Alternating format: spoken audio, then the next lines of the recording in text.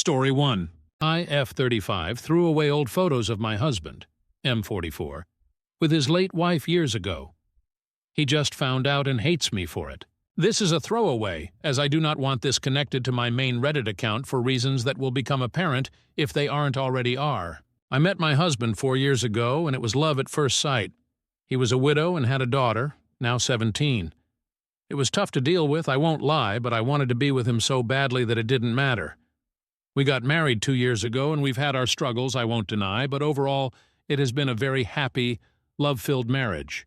At the beginning of our relationship, I was really jealous of his late wife. He had pictures of her around his home. His family loved her and talked about her. His daughter, he same thing. His friends the same. It was tough. I was comparing myself to her. She was beautiful, intelligent, successful. She was a great mother, friend, wife, whatever you can think of. I know that people don't like to speak ill of the dead, but I believe them when they say these things. I did speak to my then-boyfriend about these feelings, and he even took down some of the pictures later in our relationship. Still, his house never felt like my home as it felt like it was still hers. When we got engaged, we decided we would buy our own home, and we moved in right before we got married. Side note, this was very stressful with the wedding so soon after, would not recommend. During the moving process, I found box after box of old photos and other materials. Photos of his ex, family photos, photos of them together, baby photos, everything. Some of these were Polaroids, they were so old. They had been together for many, many years and had so much history together. I don't know why at that moment I snapped, but I did. I threw the ones with her away. When we were putting photos up in the new house, I didn't put any of her except one with my stepdaughter. There was a box of her things, and I donated some of the items and threw the rest away. I even went onto the computer and deleted photos he had stored on there. At the time, I felt like I won, maybe? I don't even know what I was thinking this would accomplish, but I did it. For the past 2 years, my husband hasn't noticed. My stepdaughter turns 18 soon. She's a very intelligent girl. She graduated early, goes to a top-tier school, and is very well adjusted for someone who lost her mother so young. We have never been that close. I care for her, I do, but she never opened up to me and has never viewed me as a mom to her. I understand, but it hurts. Anyway, my husband's mom wanted photos of her as she was putting something together for her. He went to look for them, and as you can imagine, they weren't there. He asked me about them, and I admitted everything to him, as I wasn't going to lie to him. He is very angry at me, and can barely look at me. I've asked him to go to marriage counseling, but he refuses. I'm 13 weeks pregnant and am trying to manage the stress. He's devastated, not just for his daughter, but for himself. I know he loved his late wife very much, and if she was still here, he'd probably still be with her. He's been in tears half the time when he's speaking to me and won't sleep in the same room as me. I have tried to explain that I have felt guilty ever since and why I did it, but he doesn't care. He asked me what he's supposed to tell his daughter. Some of the materials I donated threw away were really important. I know that I screwed up. I know that I need to make this up to my husband and his daughter, but I don't know how to. This was such a monumental screw-up on my part. I have always been jealous of her, and I did not handle my emotions correctly. I have tried to track down photos of her by other people, and while I did find some from his parents and her friends, her parents died when she was young, and she was raised by her grandparents who are now dead. There aren't many out there. Reddit. I love my husband, and I want to fix this more than anything. I know that I am hormonal right now, and my mind is wandering around to every outcome that could happen. But what if this is the end of my marriage? I can't let that happen, and I need to fix this. DER. Around 2 years ago, I threw away photos of my husband's late wife. He found out and now can't stand to be around me and is so sad. How can I fix this? What can I do? I screwed up. I need help. Relevant comment? OP. I will not try to justify it to him at all. I know it is indefensible. He's never done anything to make me feel like he didn't love me. My mom asked me years ago if I was okay with this, as she didn't think I was. She was right, But I loved my husband so much already that it didn't matter to me. I have struggled with being impulsive before, but it's never been this bad. Say there's Shope. At the time, I felt like I won, maybe. She's dead. Of course you won. Jesus Christ. What you did was so beyond wrong, it was inexcusable. It was evil. Not just to him, but you threw away photos of your stepdaughter's mother. Because you felt you were somehow in competition with her? This is unfixable.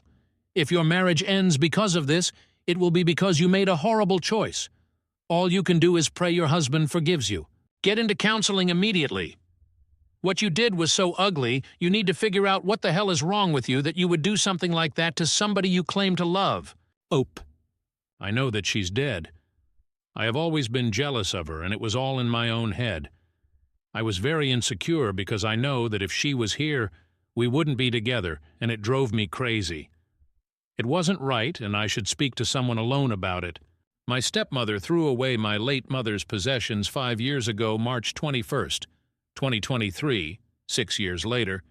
My 23F late mom died over 10 years ago, and over 9 years ago, my dad, 49M, remarried my stepmother. My stepmother and I never were close. I missed my mom like crazy and would try to talk to stepmother about her, but she didn't seem interested. Every time my mother was mentioned, she'd stop engaging in conversation and just go on her phone or walk away. When I was 17, my grandmother had told me that she was creating something special for my 18th birthday. I asked for a hint, and she said it had to do with someone I missed a lot.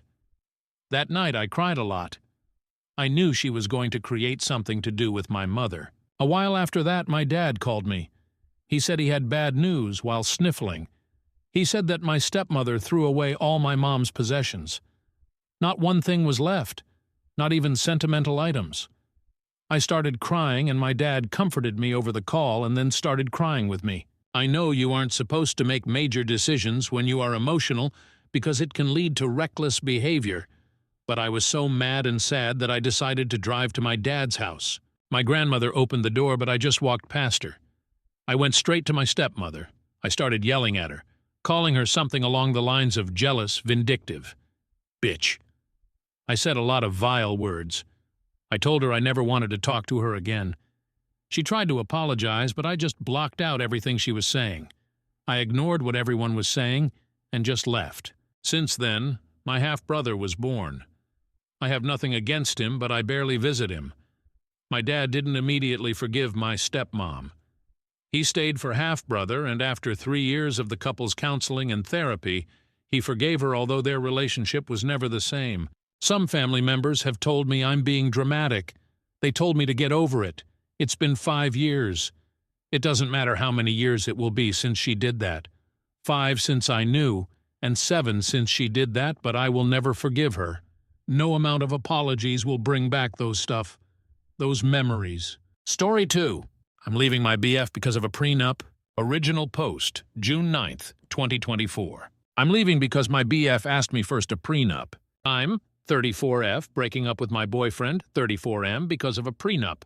I've been with my boyfriend for about 2 years. Everything is going well and we love each other. We've been discussing marriage, and he mentioned he would not marry me without a prenup. We discussed this in detail, and I did not like what he proposed. His family owns a lot of property, land, and has lots of savings. After marriage, he wants me to move into one of the houses his parents own. I told him I am uncomfortable building a life and a family in a house I have no ownership in, and he didn't understand. I told him I'd prefer to rent a place together, or we can live temporarily in one of his parents' houses and look at property together. But he refused. He said he liked the houses his parents and he already owned. He said he would not buy other property. He said he would not sell any of his property to buy one with me. He told me if I wanted to own property, I could save up money by living in one of these properties and invest in one myself. Problem is, he would be entitled to half if we divorced, since my purchase would happen after marriage. He told me I could pay his parents' rent if I feel like I don't belong on the property. He told me I could buy half of the house we live in from his parents. Problem is, I don't like the houses that him or his parents own. They also have a lot of stuff, and I feel like there's no space for me.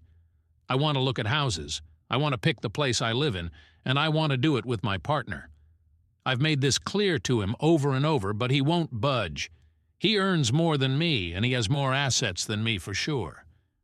He made it clear he was afraid I was a gold digger, and he wants to protect himself and his family's assets from me, which I can understand. This whole thing has made me feel very weird. This topic has come up before, and it has always made me feel very small. It makes me feel like all he cares about are his assets. It makes me feel like he wants me as long as I fit into the life he already built, and doesn't care to build one with me. It makes me feel like a gold digger. He has enough money to retire right now and live comfortably. I don't. He basically told me that whatever money he earns now he can spend, so he won't be investing in too much anymore. He expects our earnings and our savings after marriage to be split, which I feel off about. I'm sure this is normal for some people. I'm sure other people would be happy to be with someone who was well off. I am not. I want someone beside me building a life with me, not someone who has built a life with his parents and wants me as long as I behave and fits into his life, which is how he's been making me feel. So I'm leaving him. I welcome opinions on this. But yeah, it's been too long that this has made me feel off about our relationship. I'm protecting my peace and leaving him with all his houses and money. TLDR. BF and I are talking about marriage. Boyfriend and his family are well off. He wants me to live in a house I don't own, doesn't want to look at houses with me, wants half of post-prenup assets. So I'm leaving. Relevant comment? OOP adds context to the prenup talk during their relationship. No. He mentioned prenup very early, and I would keep asking him about the details, but he would keep it very vague and assure me we would work it out when the time came. I never asked him about his assets, and I never actually knew how much assets his family had. The only things I knew were from some of his one-off comments about certain assets. If he mentioned this tenant or that tenant, or this thing they have to repair, etc., etc. I had also initiated these conversations. He mentioned wanting to live with me and work towards marriage. I figured then that time had come. This is when I sat him down and asked him what he expected from me, what he wanted, and to clarify the conditions of any prenups he wanted to propose. He still tried to dodge my inquiry. It took so long for me to pull this information out of him. I guess I did wait 2 years, but marriage talk seemed like the right time to push him to discuss it. Update August 10th, 2024. So many things have happened. This is a bit of a rant, and I know I'm missing parts, but I'll try to cover the important bits. Before I start, here's some important context. I have a stable and rewarding career, and though I don't earn as much as him, I am very happy with what I can afford. My parents have always taught me that women should be independent, and I've taken that to heart. I live below my means, which has allowed me to put aside money for savings and investments. A lot of comments have mentioned that I should take the free rent, and that it would somehow set me forward in life. But for me, giving up my sense of autonomy and control over my home, my safe space, is not worth the potential savings. I lived with my parents and saved aggressively until I was 30, so I'm lucky enough to be in a position where I can comfortably afford rent or a mortgage by myself. Plus, he expected the living situation to be permanent. I would not move into a house owned by someone else just to save on rent. Would it be nice to save $2,000 a month? Sure, but most people pay rent, and I'm not an exception. If I really wanted that, I could move back in with my parents. But again, autonomy is very important to me. Also, if he's this stubborn now, I don't see how this situation could be improved later after I already moved in. I could also counter the prenup and make it so all my accumulated assets stay mine, or put in a clause that I'll be compensated for any children we have, or put that I'd get alimony or at least have a roof over my head in case we divorce. But for me, that feels overly transactional. It also gives me the vibes that I'm going to be living with a roommate who I sleep with and might have babies with. Not a partner. I prefer to feel like we're in it together. He can keep what was his, but I want to build up what is ours. Also, if everything is completely split, it'll open up a new can of worms. How will our expenses be split if I'm working and he's just chilling? What happens when we have children? He has money saved for them, but will I get a say in how we spend that money? I know these can be worked out, but This is not the type of marriage I want. I can't predict everything that will happen, and I don't think I can capture it in a contract. And it's already been so heartbreaking for me, I don't want to go through more. Anyways, yada yada yada. I'll just say that it felt like I was being stripped of my autonomy, stonewalled, and treated like a hostel. Okay, on to updates. So I told him I needed to end this relationship. I appreciated and truly enjoyed my time with him. But our financial values and the preferred married lifestyle just don't match. It was a quick and easy conversation, TBH. I expected the breakup to be a bit of a process, not a one-and-done thing, since our lives overlap a lot. I'm also in contact with a lot of his family, so OFC, during this whole time, a lot of them got involved, but blah blah. Not super relevant to updates. Talk with his parents. Okay. I love his parents. I had a great relationship with them. I would go over to their house, we would have food, chat, watch TV. Sometimes I would go to the parties they host without my ex if he was busy. A few days after my talk with my ex, I went over to say goodbye. I didn't know if the prenup was family enforced or not, so I kept it very general and mainly focused on how the situation made me feel and what I was looking for in a relationship. His parents were shocked Pikachu face when I told them why I was leaving. I'm going to bullet point the rest. His parents really want grandbabies, however ex's younger brother and SIL do not want kids. They were so happy when I came into their lives and she found out I wanted kids. His parents had created their wealth together, with his dad being the major breadwinner for most of the relationship. His mom was shocked at what he was offering me, saying these aren't the values he was raised with. She had been effectively retired since almost 15 years ago, and she said ex's dad never made her feel uncomfortable because of the difference in earning potential. They told me that they built their assets for themselves and their children. They said that includes whoever their children decided to share their lives with. They have many properties. However, they also have enough investments that they can live off of those. They told me their plan was to sign over a house of our choosing as a wedding gift, or sell a house and give us cash so we could buy a house we both wanted. As they got older, they planned to evenly divide their properties between my ex and his brother, since they wouldn't want to manage the properties anymore and live off investments. Ex's mom said she would have made sure my name was on my ex's portion, especially since we were wanting kids. They mentioned investments will go directly into funds for grandkids after their passing. Maybe this is what my ex was referring to when he said his children would be set. Bit morbid, though. Ex-mom told me that the mother of her grandbabies would be taken care of, and she wanted us to be on equal footing while raising a family. TBH. This conversation was kind of like a weight off my chest. I always loved his family and never felt excluded, but the prenup talks left me confused and hurt. What they said fit with what I knew from my ex and them before. I'd be lying if I said I didn't start imagining this life. I talked to my ex again. I'll bullet point this too. Basically, he told me. His dad had joked before about how he hoped him and his brother would not find gold diggers, and that's where that comment came from. He felt responsibility to protect his parents' assets, since he didn't feel entitled to them, so by extension, I wasn't entitled either. In his culture, sons carry on the family line, so he felt he had to keep his assets in the family line, which I'm not part of, but any sons we had would be. Most of the assets he's worried about are under his parents' name, and he had never asked for their opinion on what to do. He just did what he thought he should be. He also said he isn't that well off, and that his assets shouldn't come between us. This is still confusing to me. Isn't this whole thing because he was well off and wanted to hold on to what he had and not create a shared lifestyle? I think maybe he meant he didn't own much and most things actually were under his parents' name. He felt he was punching above his weight with me and was scared I would leave him.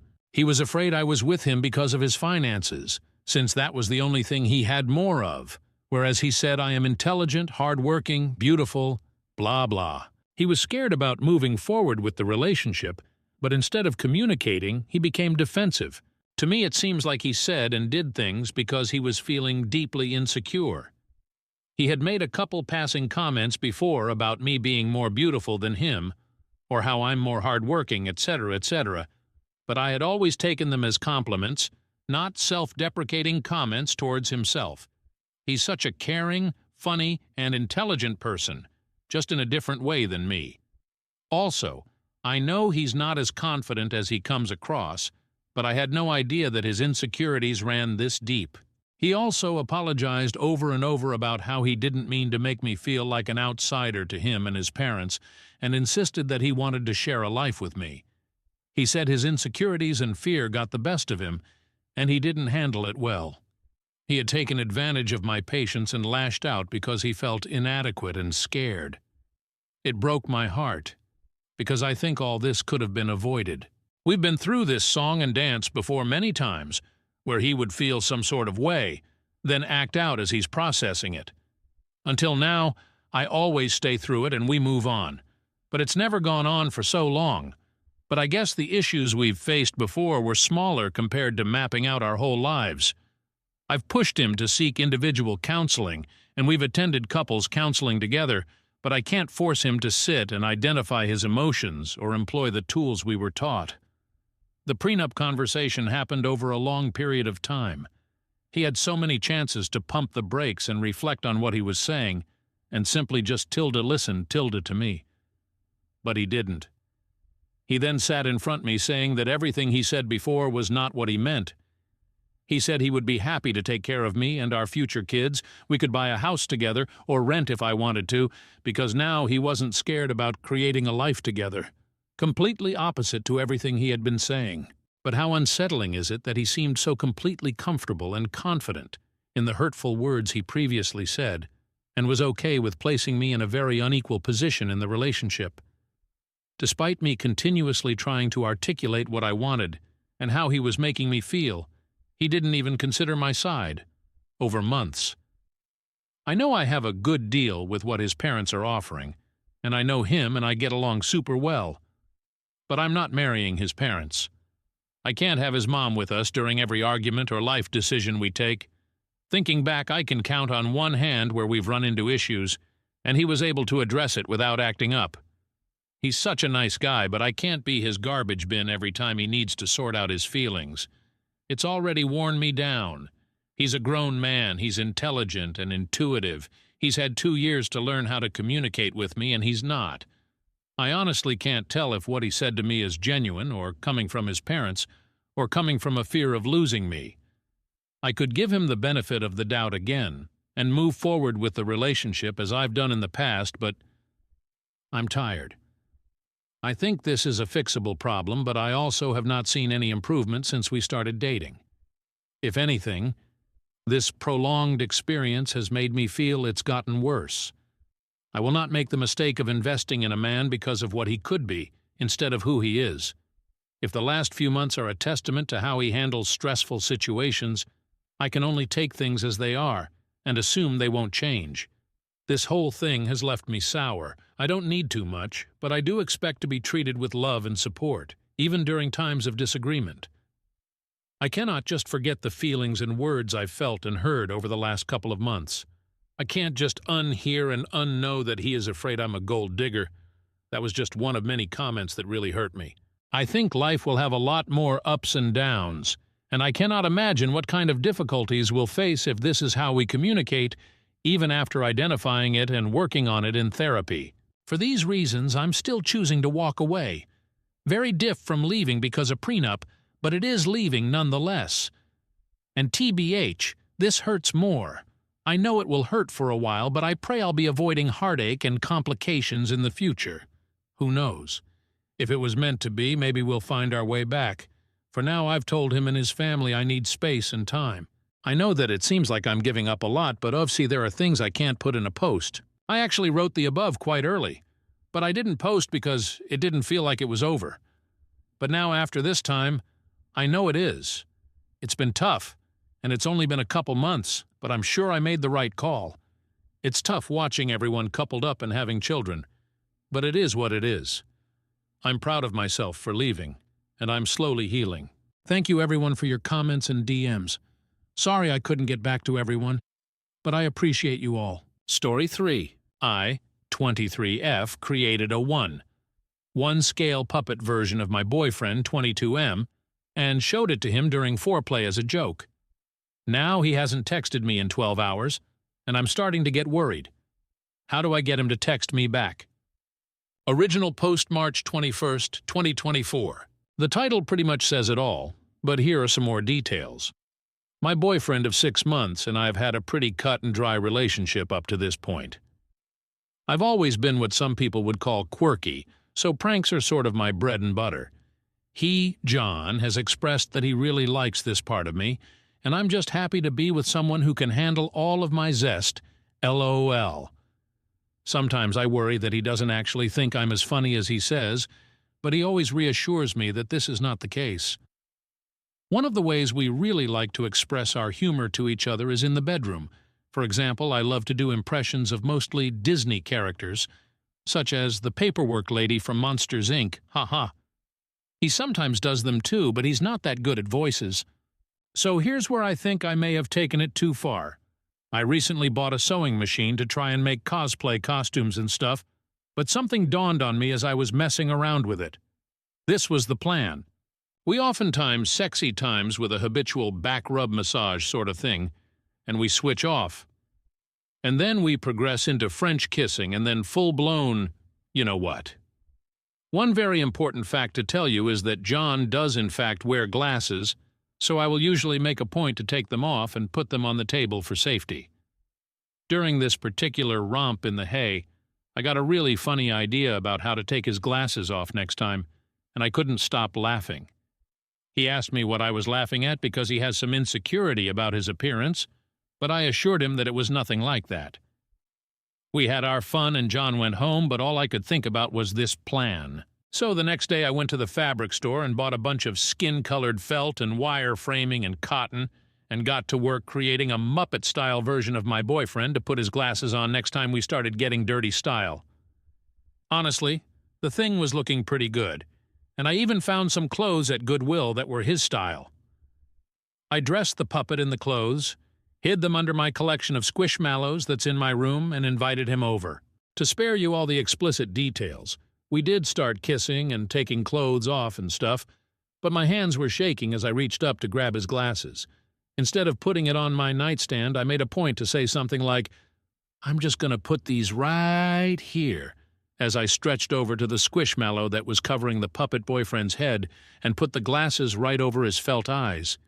He got confused, I think, and looked back to where I put the glasses and sat up, as a felt version of his face. Very easily identifiable by the way John has red hair and a mustache, so the glasses on top left little question of who this could be. He was silent for a second, then said, "Is that supposed to be me?" as I was laughing. I said something like, "Do you like it?" as I took it out of the squishmallow pile and revealed the entirety of Muppet John. "Oh, did you make that?" he asked, and I stood it up off the bed and asked him to stand next to it. "See? It's just like you, basically," I said, but he still wasn't laughing that much. I think he saw that the Muppet ended up being just a little bit taller than him. He's 5'7" and probably insecure about that. The Muppet ended up accidentally being a little taller than him, around 6'1", based on seeing them side by side. I noticed his disappointment and did a tried-and-true Disney impression to make him feel better. In my best goofy impression, I said, "Well, looks like we should call him Big John, Hayuk." John just took the glasses off of Big John and let him fall to the floor and put the glasses on the nightstand and sat on the bed for a while, but we eventually went to Sin City, but it was a lot more quiet than usual. He left after that. Even though we were planning on having a sleepover, he said he wasn't feeling good. I texted him good night and went to bed. So here's the ish. This morning I haven't gotten any good morning text, or any texts at all from him, even though he always sends me a good morning text. I'm worried that Big John was a step too far and that normal John didn't think the joke was as funny as I did. I feel like he's just putting me in an uncomfortable position by not telling me how this made him really feel, even though I thought it was pretty funny. Is this salvageable, or am I effed? Dar created a life-sized puppet of my boyfriend to put his glasses on, but I think it made him insecure and now he won't text me. Relevant comment. Big project 3151. Okay, let me get this straight. You made a very lifelike Muppet-like doll in the image of your boyfriend to spice up sex. a doll that ended up being about 6 inches taller than him. 6 inches is a noticeable amount when comparing height, length, width, etc.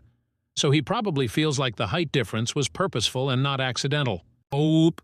It wasn't to spice up our sex life. I thought it would be funny to put his glasses on it and surprise him.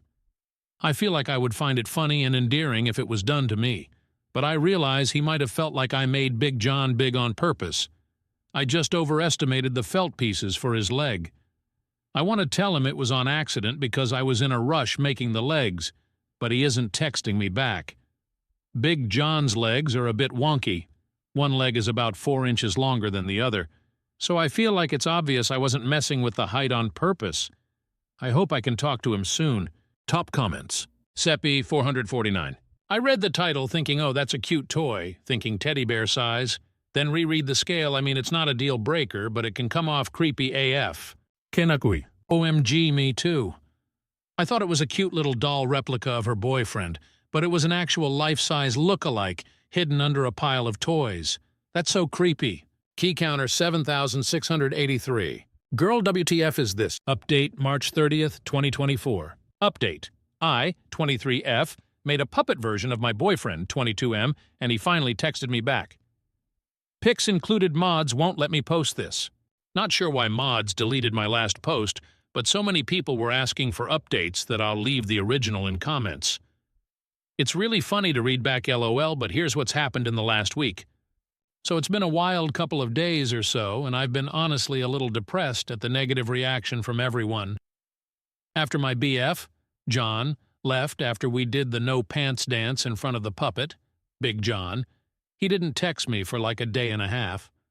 I was really starting to get worried and believe some of the comments that I was a serial killer.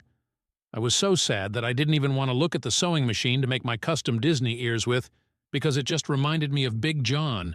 Speaking of Big John, I hung him in the closet so I didn't have to look at him. I was so ashamed.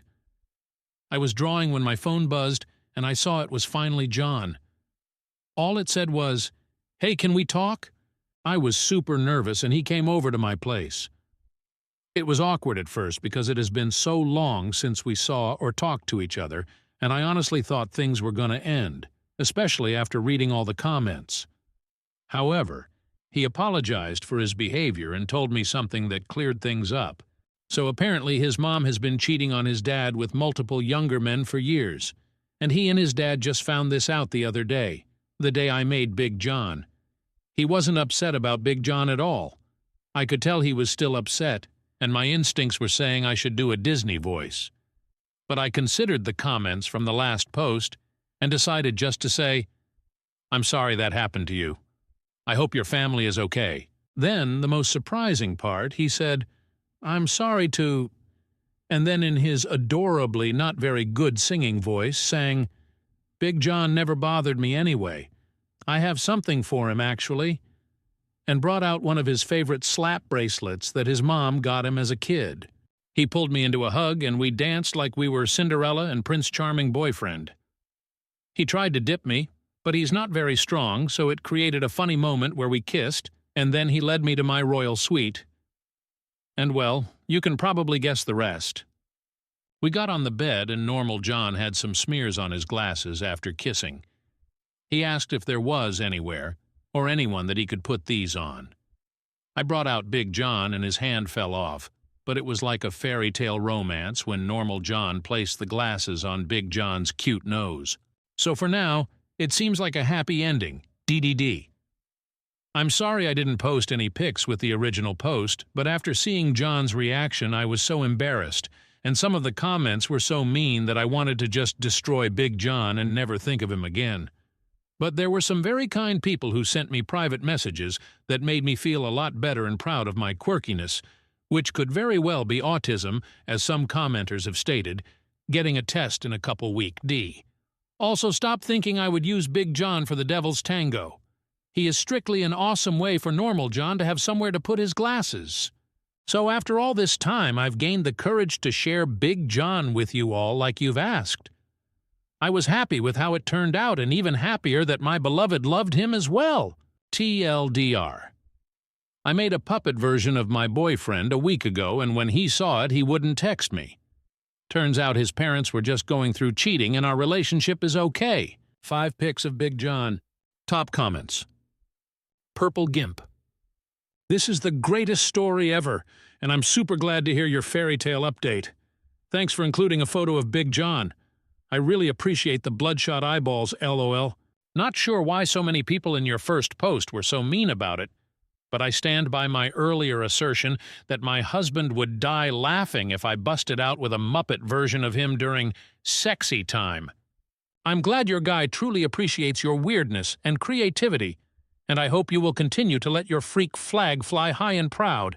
Fellow weirdos of the world, unite! While. You sound like Jess from New Girl. I'm glad you found your Nick Miller. Also, that puppet is terrifying. Glad your BF finds it amusing. Also though, that's a great freestyle puppet for someone who just picked up sewing. Good job. Maybe head over to the sewing subreddit for more tips on any future puppet adventures. Edit, change the word Muppet to puppet. Story 4. Boyfriend, 28M. Found out how much money I, 28F, have. He wants me to pay off for a house for us as well as a new car and fund a trip for him to go abroad. Should I end it? Original post, August 31st, 2015. I want to make it clear that I've always spent money on my boyfriend, buying him nice things and whatnot. He got his PS4 and new gaming PC because of me.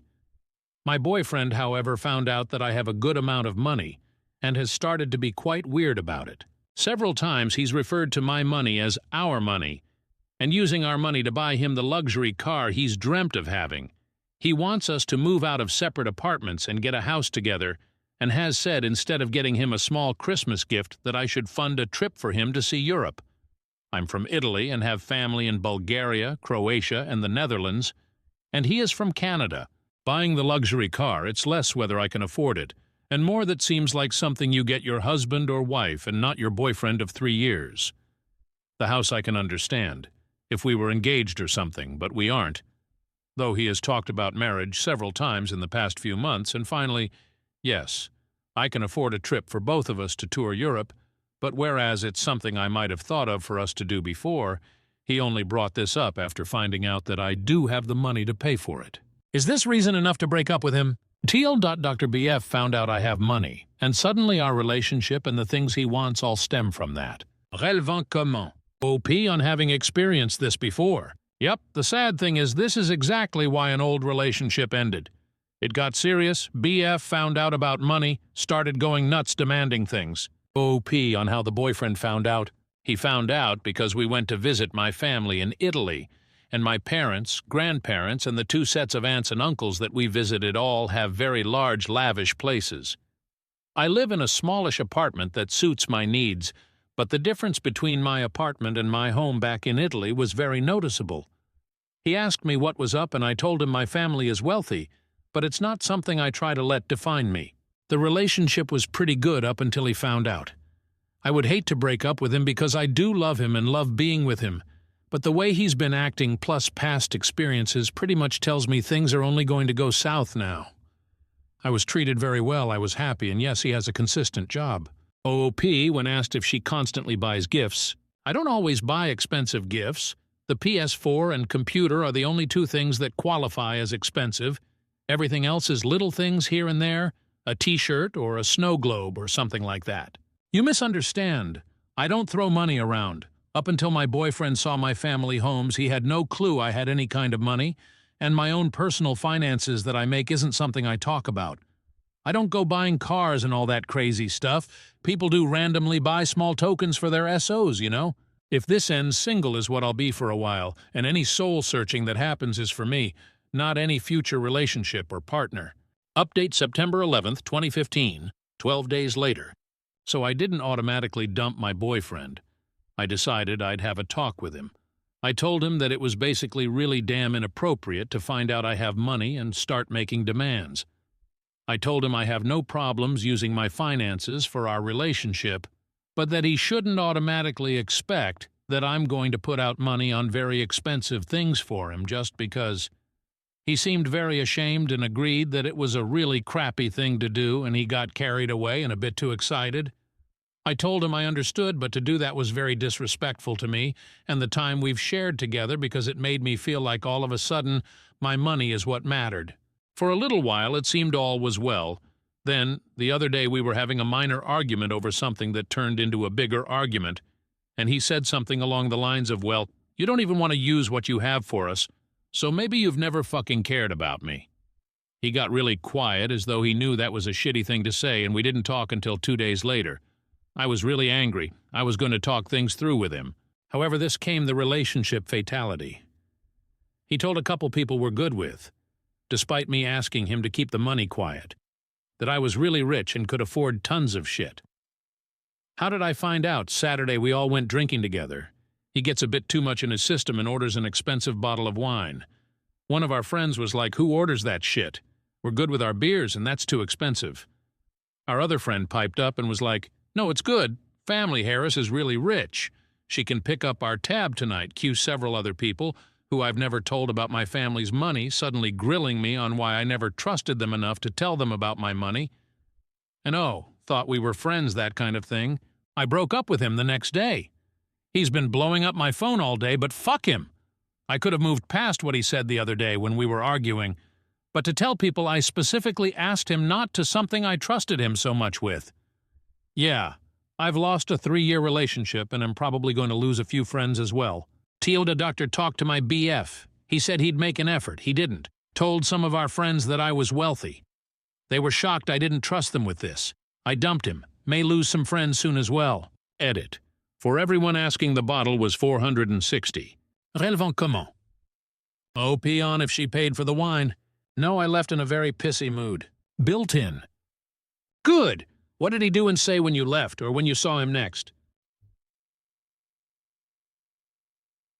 He thought I was going outside to calm down. About an hour later, he started blowing up my phone. I haven't seen him since, but broke it off over the phone. Story 5. AIW? Invited to a wedding, but there's a catch. Original post July 11th, 2024. I was so happy to see a wedding invitation in my mailbox.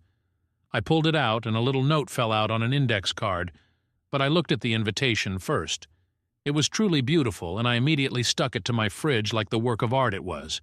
It was addressed to my husband and me, and I was beyond stoked. I love weddings. I tend to get teary-eyed and smile until my face hurts at the joy of new beginnings and all the love. I was even a wedding singer. That's how much I love them. I picked up the note card and read that, and while my husband was invited, I'd be in another room helping to babysit all the children there with several other female invitees. There's a special room for children at the church, and that's where I'd be. For everything. I'd still need to dress for a wedding in case I wind up in any photos, but I'd be taking my reception meal with the children, and I'd be with all the kids for the ceremony. Then there was a link for their gift registry. Oh, and the meals for my husband and myself would be $100 each, and we have a link to pay it when we digitally RSVP. The first problem here is that I'm disabled at 50 years old. Legally. I use oxygen. I use a walker when I need to walk long distances. I sometimes have to give up the walker entirely and use a wheelchair. I'm not proud of it, but there it is. I could happily sit in a room and look at kids, but I'd be pretty useless to prevent a fall or stop a child from choking or anything else that would require me to move quickly. Second, my husband isn't the one who has been friends with these people since childhood. I am. Why would he be invited to watch the ceremony and be part of the reception but not me?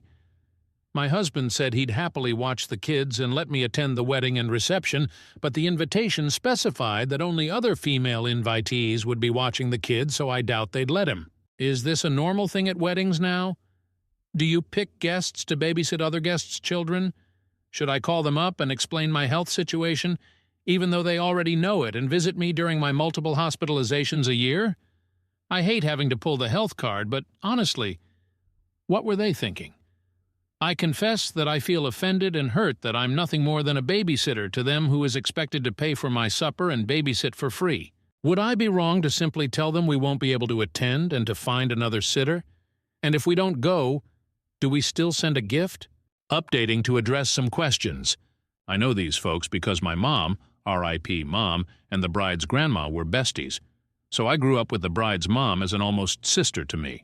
We went to school together, graduated together, worked at the same place twice, and have been super close since. The bride is like a goddaughter. At least I thought she was. I'm gobsmacked here. The church where they are getting married is a Southern Baptist church. They aren't members. None of us are overly religious. They just liked the venue and booked it. I've never been inside, but it's lovely on the outside, and apparently it has a child-care room that is big enough for a bunch of women and kids to hole up comfortably for a wedding and reception. We're all American. The groom's family is related to my family via marriage, and the bride and groom met at my house at a cookout a few years ago. I've always been way closer to the bride's family, though. I knew that there had been a proposal. I got FaceTimed about 10 minutes after it happened, and my husband and I cried and laughed and wished them well and oohed and awed over their story and the ring. I was expecting an invitation, sure, but not like this. The last time I had lunch with the bride's mom, she told me they're inviting around 200 people, so it'll be a large wedding with, I'm assuming, a ton of children. No, I don't hate kids. I love kids. I would have loved to have kids of my own, but my body just wouldn't do it. It took 2 miscarriages and a stillbirth to finally make me accept that it wouldn't happen for us. We are in the process of adult adopting 2 young adults that we brought into our home when we found out they were kicked out and homeless at 18. They've lived with us for years and we're making it legal. They call us Mom and Pop and we're a family. I'm still considering my options. I've started and deleted multiple emails to the bride's mom. I'm a raw nerve right now and my tone isn't the kindest. I want to keep it all in writing so there can be no he said, she said. I plan to ask if they incorrectly sent me the note about babysitting since they know I physically cannot do that, but every inception of the email led with WTAF, Donna. So, I need to think about it some more. Thanks for all the comments, I'm reading them all. Relevant comment. Cacolin. I'm not proud of it, but there it is. Sorry to not reply to your initial question, but this comment caught my attention. I just wanted to let you know that you should actually be very proud of yourself and your body for pushing through and using the equipment that is needed to support your body well. OP. Thank you. So much. I never expected this to be my reality at 50 years old. Never. I went from being so healthy and doing all kinds of sports. I rocked roller derby and could swim like a fish and loved to play tennis, to this. And sometimes I feel like it's not even my own body I'm living in anymore. It's just not okay. Therapy is helping me accept it, but it's an uphill battle that I feel like I can't win. So thank you. From the bottom of my heart, thank you. OOP updated the same post 6 days later, July 17th, 2024. Update. I spoke to my friend, the mother of the bride, and I'm pretty upset. I've been bawling for most of the day. She called and said that they were getting a lot of backlash from the wedding guests. No one wants to pay $100 for dinner, and only 3 of the women asked were okay with babysitting. I told her I understood that the guests were upset because it's just tacky to 1, be asked to pay, and 2, be told you are invited but only to babysit. I told her I would not be a babysitter. At all. No, just no. She got mad and brought up how we were lifelong friends. She said I'd be helping them more by babysitting than I'd be helping by simply sitting in a pew watching. I reminded her that I couldn't physically help at all due to, being legally disabled. She said they completely understood that and expected me to simply supervise the other sitters since they trusted me most. Again, I told her that I felt it was insulting to be voluntold, thanks Reddit for that word, that I'd be babysitting and that I had no desire to do that, especially not dressed in formal wear. Then we got to the truth. She said that she didn't know if I'd be in a wheelchair that day or require a walker. That's fair. I don't always know which one I'll need. She said that they wanted everyone in pews for the wedding video, and me sitting in a wheelchair would make me stick out and ruin video photos. I said, if I need a wheelchair that day, then I can move to a pew, and my husband can put the wheelchair in another room or back in our car. I may not even need it that day. Then she says, well, space is limited in the pews. You would take up the space of 2 people with your purse and oxygen tank. I said, no, I would not. I wouldn't bring a purse in, and the oxygen tank either sits on my lap or between my feet. It's like a little backpack. Then she said, "Well, having you in oxygen in the photos would be distracting from the other people." And there you have it. Words were exchanged and she hung up on me. I haven't been removed from any social media yet, but I fully expect to be. I already feel awful for being this way at only 50 years old. I didn't choose this. I didn't want this. If she thinks it's awful to having it photographed, just imagine living with it, which is what I told her before she hung up on me. I'm devastated. Just devastated. OP updated a second time on July 25th, 2024. Update 2? I'm not in the greatest headspace. I don't think I've ever been less okay, honestly. I did not register to RSVP or communicate with them further.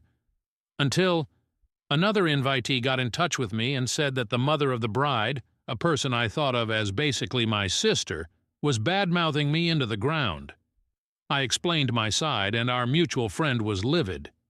They told the mother of the bride and the bride that they were wrong to want to exclude me because I might or might not need a wheelchair and would have oxygen on my face. I could remove the oxygen for photos, they told her. So the mother of the bride sent me a message saying, and I quote, "Well, if you're going to be butthurt about the aesthetic we want to achieve and try to turn other guests against us, then you can kicking come and sit in a pew, but not in photos. And we'll try to get the videographer to do edits to the wedding vid, too. But I won't forget how you made this difficult for us." I replied, "How did I make it difficult other than existing?"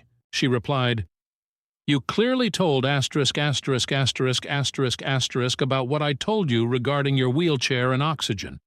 And she's telling everyone else. We're getting a ton of hate." I said, "She asked me if I was attending, and I told her no and explained why. I didn't lie to her. I told her exactly what you said. You didn't tell me not to tell anyone your reasons. If they're valid reasons to you, then you shouldn't care who knows. So I'm now blocked by the bride, the mom, the dad, and the groom. A friendship I've had my entire life is over. A goddaughter that I helped nurture and care for is just gone now. We paid for the bride's car insurance, gas, and cell phone all through high school and college because we wanted her focused on just her studies and not a part-time job. Her parents got her a car but insisted she work, but her grades fell when she did and we helped her. And this is how they thank us. This is how they repay our kindness. I guess I'm a great friend when I'm giving money, but I'm not good enough to be seen. I felt like a burden my whole life, and this has set me back so far. I'm just not okay." Story 6. My boyfriend did not give me the first slice of cake. Original post September 8th, 2024. I, 20F, am from Brazil, and here it is tradition that in a birthday party, the person whose birthday is being celebrated gives the first slice of cake to their favorite person after everyone sings the birthday song. This week was my boyfriend's, 24M, and he had 3 celebrations. One with his birth family, one with his adoptive family, and one with friends, which was a surprise picnic that I planned and organized. He has had a very difficult life, and his moms are really important to him as the adoptive mom saved him from starving as a kid and raised him, giving him a chance at life. And his birth mom battled very hard against poverty all her life, struggling and fighting to keep her kids alive and well. So of course I never expect him to give me the first slice of cake at the family celebrations. But then there was the picnic. I spent weeks planning and reaching out to all his childhood friends, making sure they would come. I went to bed at 2 a.m. the night before making him his favorite cake. I spent a shit ton of money with food, drinks, and gifts. I did not do it because of the first slice, of course, but at all times I couldn't help but think, now is my turn. Turns out it was not. He has a best friend of many years. She and him are like brother and sister. They went through a lot of shit together, like her losing her mom, him not having food to eat at home as a teen. And even though they are so close, they don't get the chance to see each other very often now as they both are very busy with life and all its shit. So of course he took the chance to show her some appreciation. She was so happy and, of course I understood the situation. He sees me every day and has the chance to honor me almost daily. He always makes me feel really loved and all, and he can't do that with her. Also, I understand he wanted to show her that him having a relationship does not mean she is not his sister anymore, a priority in that sense. I am not jealous, because I know there is nothing romantic between them. She is pretty gay and polygamous. He is the most monogamous guy in the world, and he worships me. But I couldn't help but at least feel a bit, I don't know. Do I need to explain? Maybe disappointed? Maybe unappreciated? I feel like I can never be the most important person in the room. We always talk about getting married. We are each other's life, and still, get me? And also, he did this in front of everyone, in front of all our mutual friends who don't really know her and all she means to him, so I also felt kind of embarrassed. I am just venting. I want to go home and cry a bit. I know I am being childish, but I guess I will keep it that way for now. Update September 8th, 2024, 6 hours later. My boyfriend did not give me the first slice of cake. Update. Hi everyone. Thank you for all the kind comments. Me and my boyfriend have very different energy spams, so I usually leave Hangouts a lot earlier than him, which is what happened today. So I left, posted the story on Reddit, took a shower, and started to paint my nails. About 3 hours after I left, my boyfriend calls me. I pick up, and he is sobbing. Notice he does not have Reddit and he does not speak English, so he didn't know about the post, and I had not talked about my feelings with him yet. So he calls me absolutely pouring, saying he was going home, and he has had the best day of his life, that he loves me so much for doing this for him, and spends the next 15 minutes talking between sobs about all the effort I put into the birthday celebration, thanking me for every single one of the things I did. Then he mentioned the cake slice. He said to me that throughout his entire life, because he has always had birthdays in his mom's houses, he had never given a first slice to his best friend, who went through all that with him, and that me being empathetic enough to let him do this was honestly one of the most special things I had ever done for him. He told me she had been going through some very important stuff and he was not around ever because of work and college, and she was feeling very left behind because of this, which is a huge thing since they are basically brother and sister. So the cake made her cry so much. It was the first time he had ever done this, and she finally felt like he had not forgotten about her. And then, because I made that much effort for him, he asked me to rest. He told me that this next week was going to be entirely for him to show me appreciation. He asked me to, please, for once, not sabotage him showing me love and pampering me because I feel like I don't deserve it. Because he was going to take his savings to take me out and spend the week giving me surprises. I know him well enough to expect some love notes, him showing up to surprise me at my place, maybe even a song written for me. He also invited me to spend the weekend at his place, just the two of us. He lives with his family and they are all going to the beach, leaving the house empty, so that he can cook me dinner and give me one of his 1-hour-long full-body massages. They are my favorites. Then, after he said all that, I took the opportunity to tell him about how I felt today.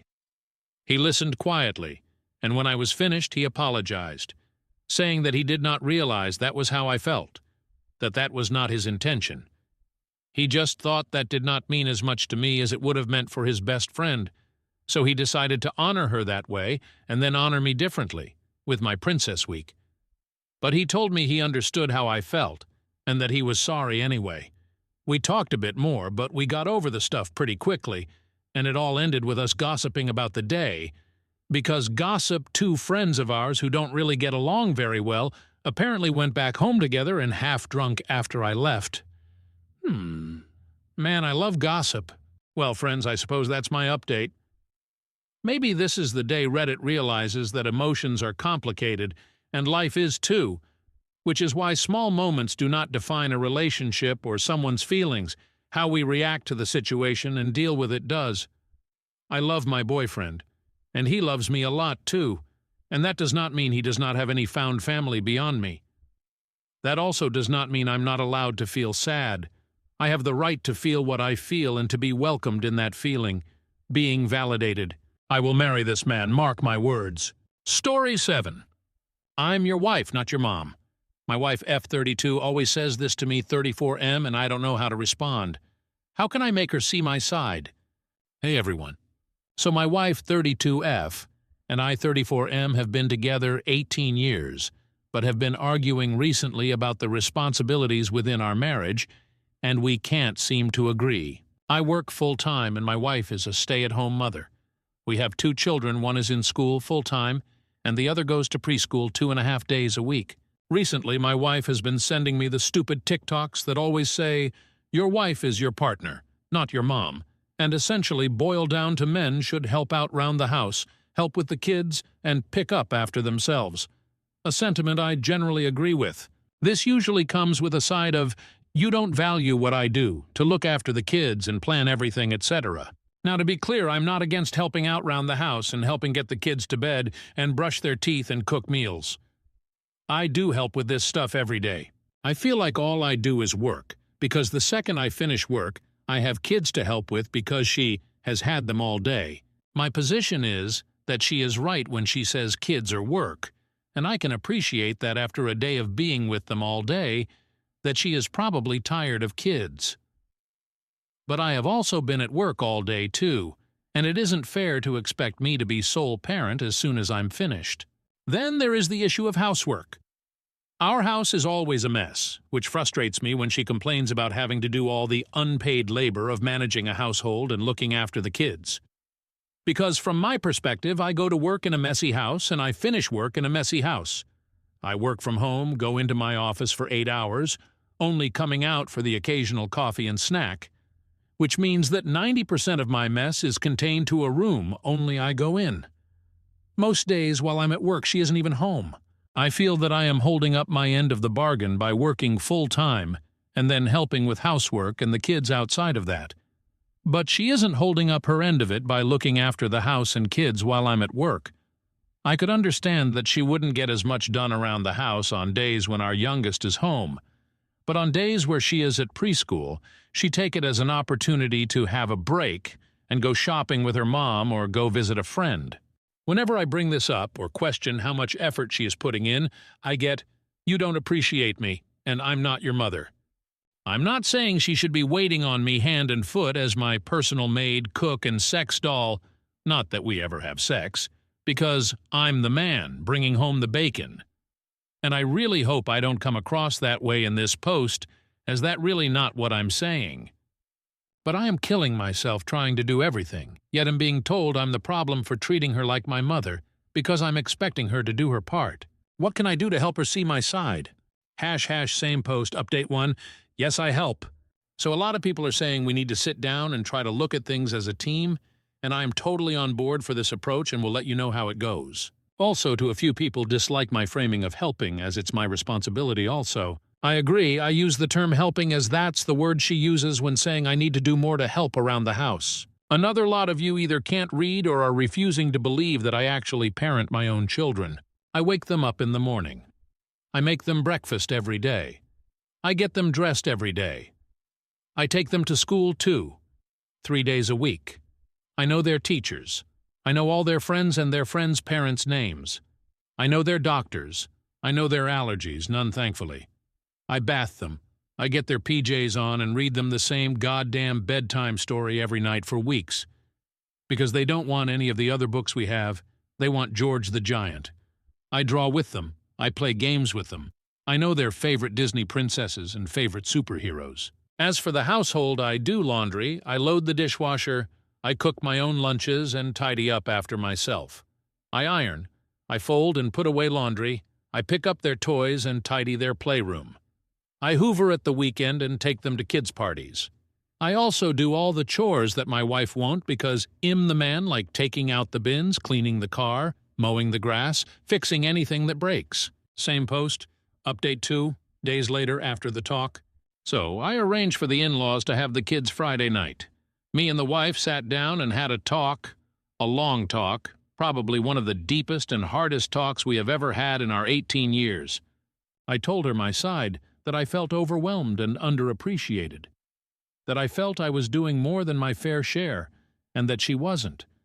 I told her that I could understand that while I may be doing plenty around the house and parenting, that I was guilty of letting her take the majority of the mental load, but that still didn't excuse her behavior. I felt I was firm but fair, and to her credit, instead of fighting back, she listened. We discussed her feelings, and she admits to not prioritizing housework and trying to make the most of her free time, and agreed that we will sit down and come up with a schedule for cleaning that we are both accountable for. She told me some issues that I wasn't aware of that her mother had been dealing with since retiring and the passing of her father, wife's granddad. Loneliness and depression, issues relating to my Sile. She's a mess and constant headache.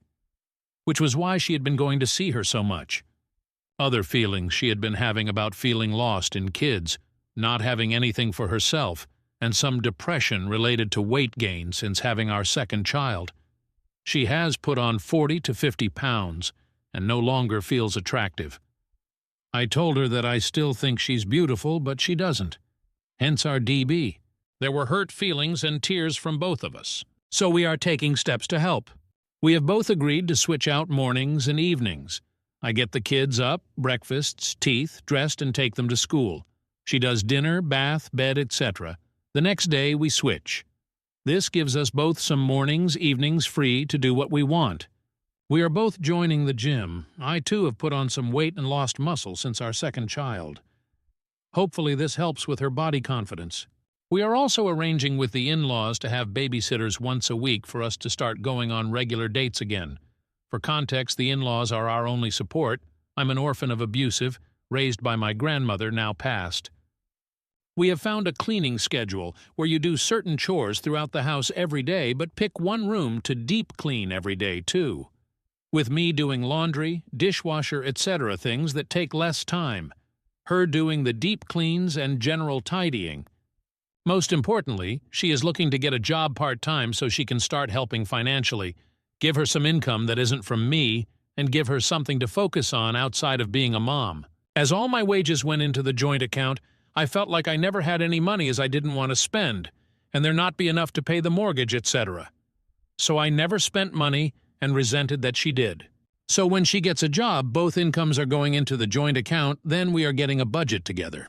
Making sure there is enough to cover direct debits, then dividing the remaining into accounts for savings and personal accounts for each of us to have our own money that we can spend how we want guilt-free. 6. I'm going to pick up a hobby that gets me out of the house and commute to the office once a week. One thing we discussed was that I was always at home. I didn't do anything other than work and be at home. So we didn't have a lot to talk about because I didn't go anywhere. It also meant that she never got any alone time at home away from me and the kids, and she felt like a nuisance being at home while I'm at work. We took this weekend to spend some time together as a family, took the kids to the park, went to a nature reserve for a picnic and bike rides, took the kids rock climbing followed by ice cream. It was really nice, and we both feel like a weight has been lifted. It's obviously not going to change overnight and we need to work at it. But we have a plan, and both seem to want to put in the effort. To everyone who gave me good advice, recommended therapy, we can't afford it until she starts work, but we are looking for when she does. Commiserated with your own stories or just had a kind word to say. Thank you so much. There were comments that made me cry and so much insight that I hadn't considered. Thank you. To those of you who clearly didn't read my post, but instead assumed I was entitled and entirely to blame because I used the word help, or that I probably didn't know my own children's birthdays and allergies. I feel sorry for you and hope that you get the help you so sorely need. Story 8. My husband, 32M, is convinced I, 26F, am pregnant. I'm not, but he won't believe me. What do I do? Original post, August 5th, 2024. I'm truly at a loss here. This situation has gotten worrying and I don't know what to do with it. Since about a week, my husband became convinced I'm pregnant. I have no idea why, because I'm not. We haven't even started trying, though we do have plans in the future. We were just making conversation, and yeah, I did mention feeling tired, but that's all. A few hours later, he just came in so excited. I told him I'm not, but he won't let it go. He has made remarks about how happy he is, what a wonderful mother I'll be, what our baby will be like. Not all the time, but it has come up multiple times a day. I told him I'm not. I even took a test, because even I started wondering, and it was undoubtedly negative. I showed him and he just got annoyed, said tests can be wrong. He didn't speak to me for the rest of the evening. The next morning he acted as if nothing happened. When I tell him I'm not, he just kind of shuts me out. I lost my shit yesterday when we were in bed and he put his hand on my stomach, told him he's acting crazy. I'm not pregnant, and his behavior is scaring me. He went to sleep in the guest room after that and left for work early in the morning. I haven't seen him or spoken to him today. I'm just at a loss. I don't know where this obsession is coming from. I even asked him if I gained weight, if that's what's gotten him confused. He assured me I didn't. I'm thinking of contacting his parents, or maybe a therapist or something. I honestly don't understand what's happening, and I'm worried about my husband. Edit, next day. Edit. Thank you for all the replies. I didn't expect all this. It's been overwhelming, and I'm incredibly grateful. He's asleep next to me right now, and I keep going through all the comments. My husband is one of the kindest people I've ever met. I promise you all that he's not trying to manipulate me or would do anything to harm me. But that does make me believe something is really wrong. I'll contact Mai and his parents in the morning, once he's left for work. Maybe go stay with my mom for a bit, though I hate the idea of leaving him like this. I also definitely will make an appointment with my doctor for a blood test. Thank you for all the advice. Relevant comment. To a longer comment addressing the fact that this could be a delusion and delusions can become violent. OP, oof! This reply hit me hard. I appreciate it a lot. I'm very torn. I love my husband very much and am worried about him right now, but I feel increasingly uncomfortable at home as well. Commenter, downvoted. The whole phantom pregnancy thing usually only affects women. But one supposes a guy could have it too. Obviously, as time goes on and you don't produce a bump or a baby, he'll recognize that you're not pregnant. But this probably isn't some profound mental illness on his part. Just the fervid wish that you could both start working on becoming parents soon. Maybe talk to him about your timeline. At 32, he's probably just more in the ready-to-be-dad phase of life than you are in the ready-to-mom phase at 26. So remind him that you've still got time. OOP, downvoted. I'll try to do that. It just feels like such a weird response to wanting a child. Commenter, replying to OOP. This is not an urgent enough response to what seems like a pretty serious delusion. This behavior isn't normal or explicable in reasonable terms. OP, fair. It is very unlike him. I might call my mom, ask her if I can stay with them for a bit. If only to get all of this sorted. I just want him to snap out of it. I miss my husband as I know him. Commenter, would he harm you if he thought you got an abortion? Because that's a possibility. He may accuse you of having an abortion if you get medical confirmation that you're not pregnant after he's decided that you are. OP, I hadn't even thought of that, sorry. Thanks for your reply. Commenter, the first time I got pregnant, my husband knew before I did. He had a feeling. Home test said negative, but a blood test showed positive. OP, oh my, that's wild. Either way, I'll meet with my gyno, if only to have some conclusive proof that I'm not. Mini Update 1 in comments. August 7th, 2024, next day after edit. Things escalated yesterday, but I'm with my mom and his parents are at our place. Update post, August 9th, 2024, 2 days later, 4 from OG post. Hi everyone, I hope it's okay I post this update. I really appreciate everyone asking if I'm safe, and I am. I wish I could give clear answers, but I can't. Things escalated when I tried to speak to him, keeping some of y'all's advice in mind. I sat him down and explained to him that I'd love to have kids with him in the future, but that I'm not pregnant right now, and that his insistence worries and scares me. I told him we could go to the doctor together if that would put his mind at ease, or I could take another test in front of him. I was just hoping to snap him out of it somehow. He got very agitated, said many hurtful things, and accused me of being a liar many times. That I'm trying to keep our baby away from him and so on. Nothing made sense, and I wasn't feeling safe anymore. I knew my husband would never harm me in any way, but that wasn't my husband.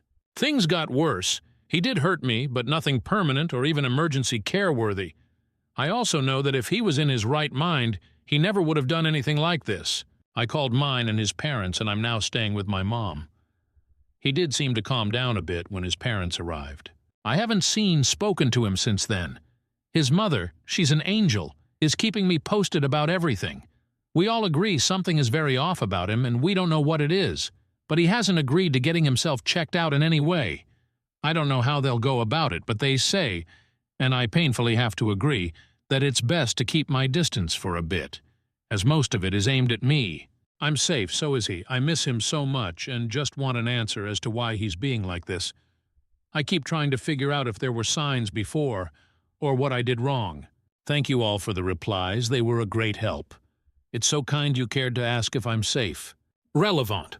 Come on. Commenter, let's pray it's not drugs, since he refuses to get checked out. I'm so sorry, OP. I hope everything gets better soon.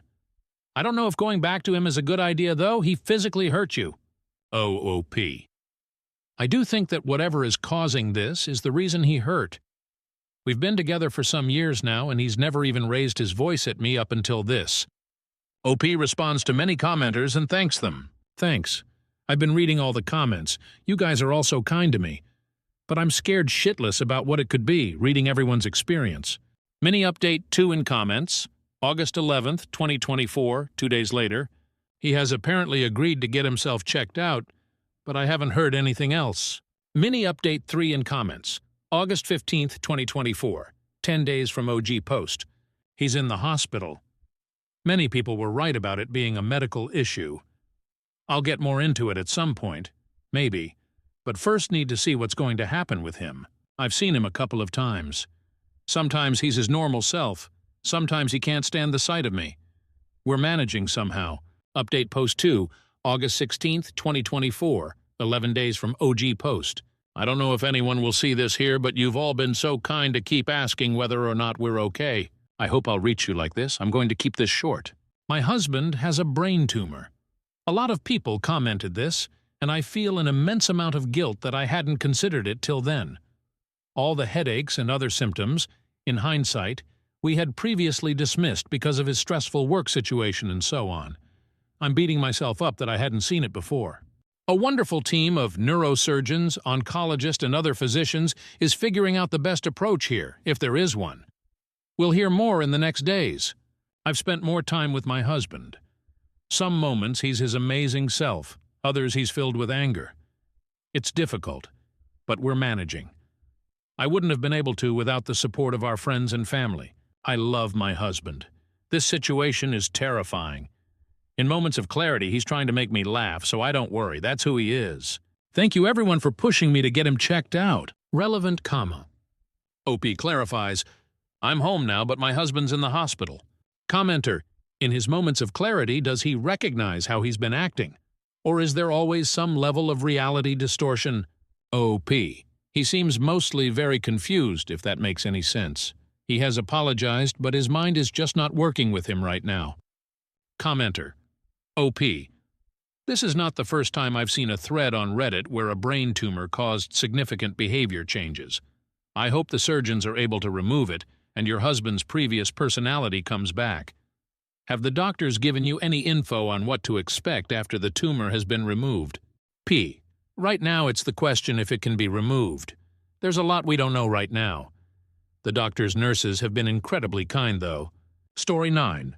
My 19F pregnant SEL 26F is cold and short with me, but kind to everyone else. Using a throwaway just for privacy reasons. Sorry if this gets long at all. My sister is a lesbian and married her wife a year ago. They receive financial support from my parents, they're wealthy and generous, have good jobs, and as such, have decided to have a baby. Currently, her wife is about 6 months pregnant, and the two of them are visiting for holidays.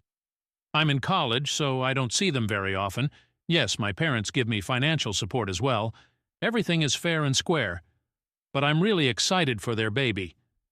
My sister and her wife had been dating since their senior year of college, and were friends since childhood before that. I'm 7 years younger, so I was kind of left out of the loop. I never knew my sister's wife until they got married, and even then I was swamped with my first year of college, so I didn't really ever get to know her. I was really excited, though, for this trip, since we'd get some one-on-one time together. Our parents live about 2 hours away from my sister and her wife, and I flew in from across the country. We're all staying with our parents, who are not yet retired. My flight got in yesterday late at night, so I slept in. My parents went to work. My sister went to go do some shopping. My sister-in-law stayed in with me, but I didn't realize she was around until she came downstairs while I was making lunch. She's pretty obviously pregnant, and I haven't seen her since her wedding, so I was really excited to see her. She was not.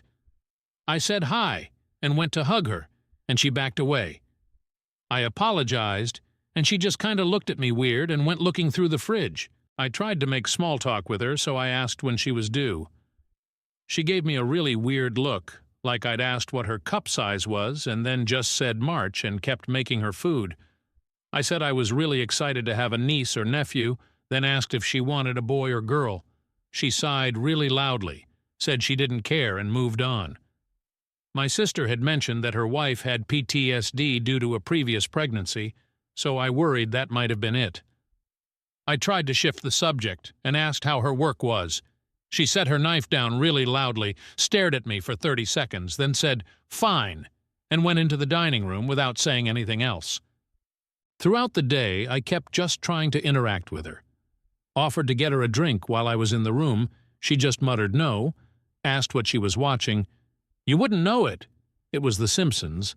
Said I was really glad she was spending the holidays with us. A very begrudging yeah. Really, I thought this must just be how she is.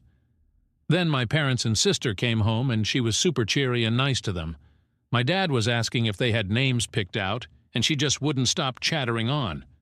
My sister said she wanted a family name, and her wife insisted on a unique name.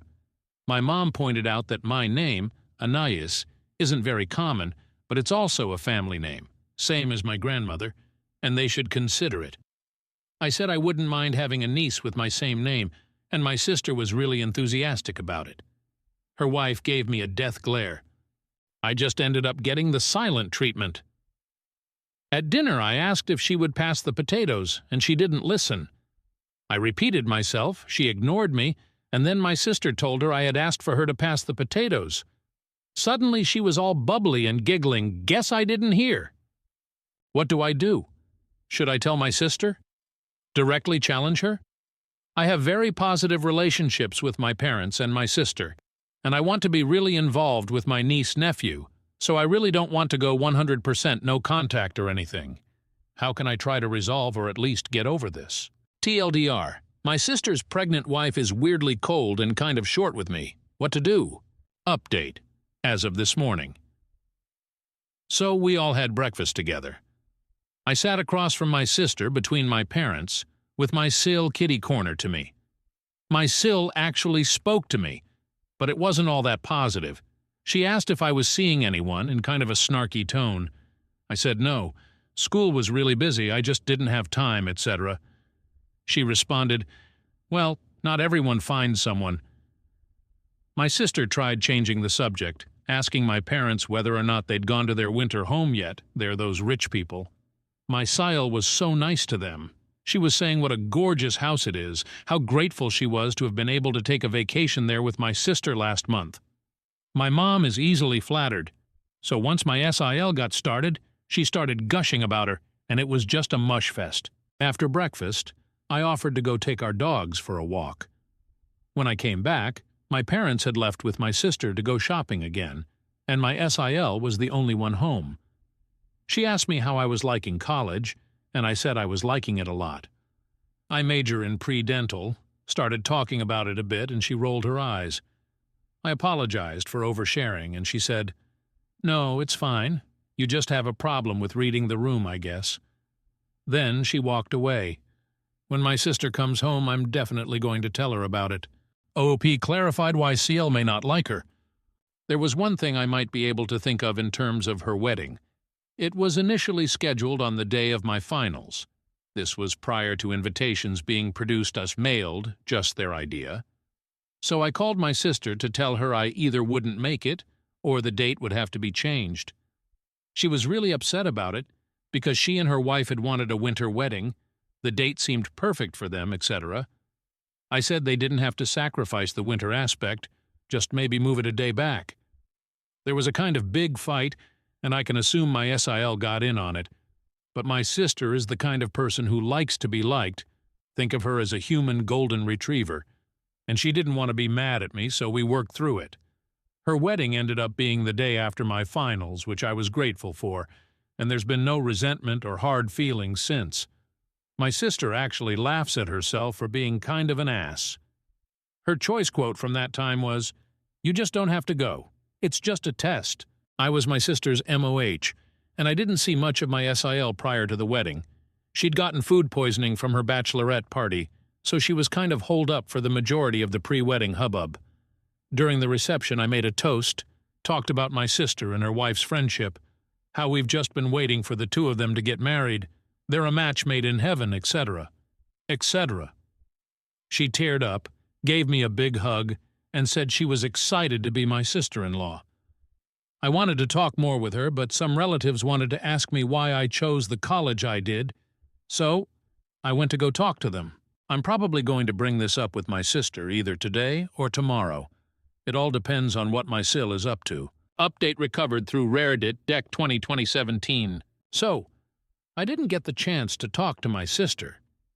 When my parents came back from shopping with my sister, my mom started saying how she had the perfect onesie for her granddaughter. Before my SIL could start gushing, I asked what my mom meant. She asked if I hadn't heard I'd be having a niece, and I replied I hadn't. My sister said it was weird because she'd asked her wife to tell me once they'd gotten the ultrasound. Her wife had zero excuse and had the most deer-in-the-headlights reaction.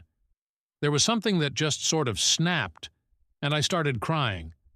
I felt kind of spoiled and horrible for it, so I apologized and went upstairs with the dogs. My parents came upstairs, and my mom went to go ask if I was okay, and my sister and her wife started shouting downstairs.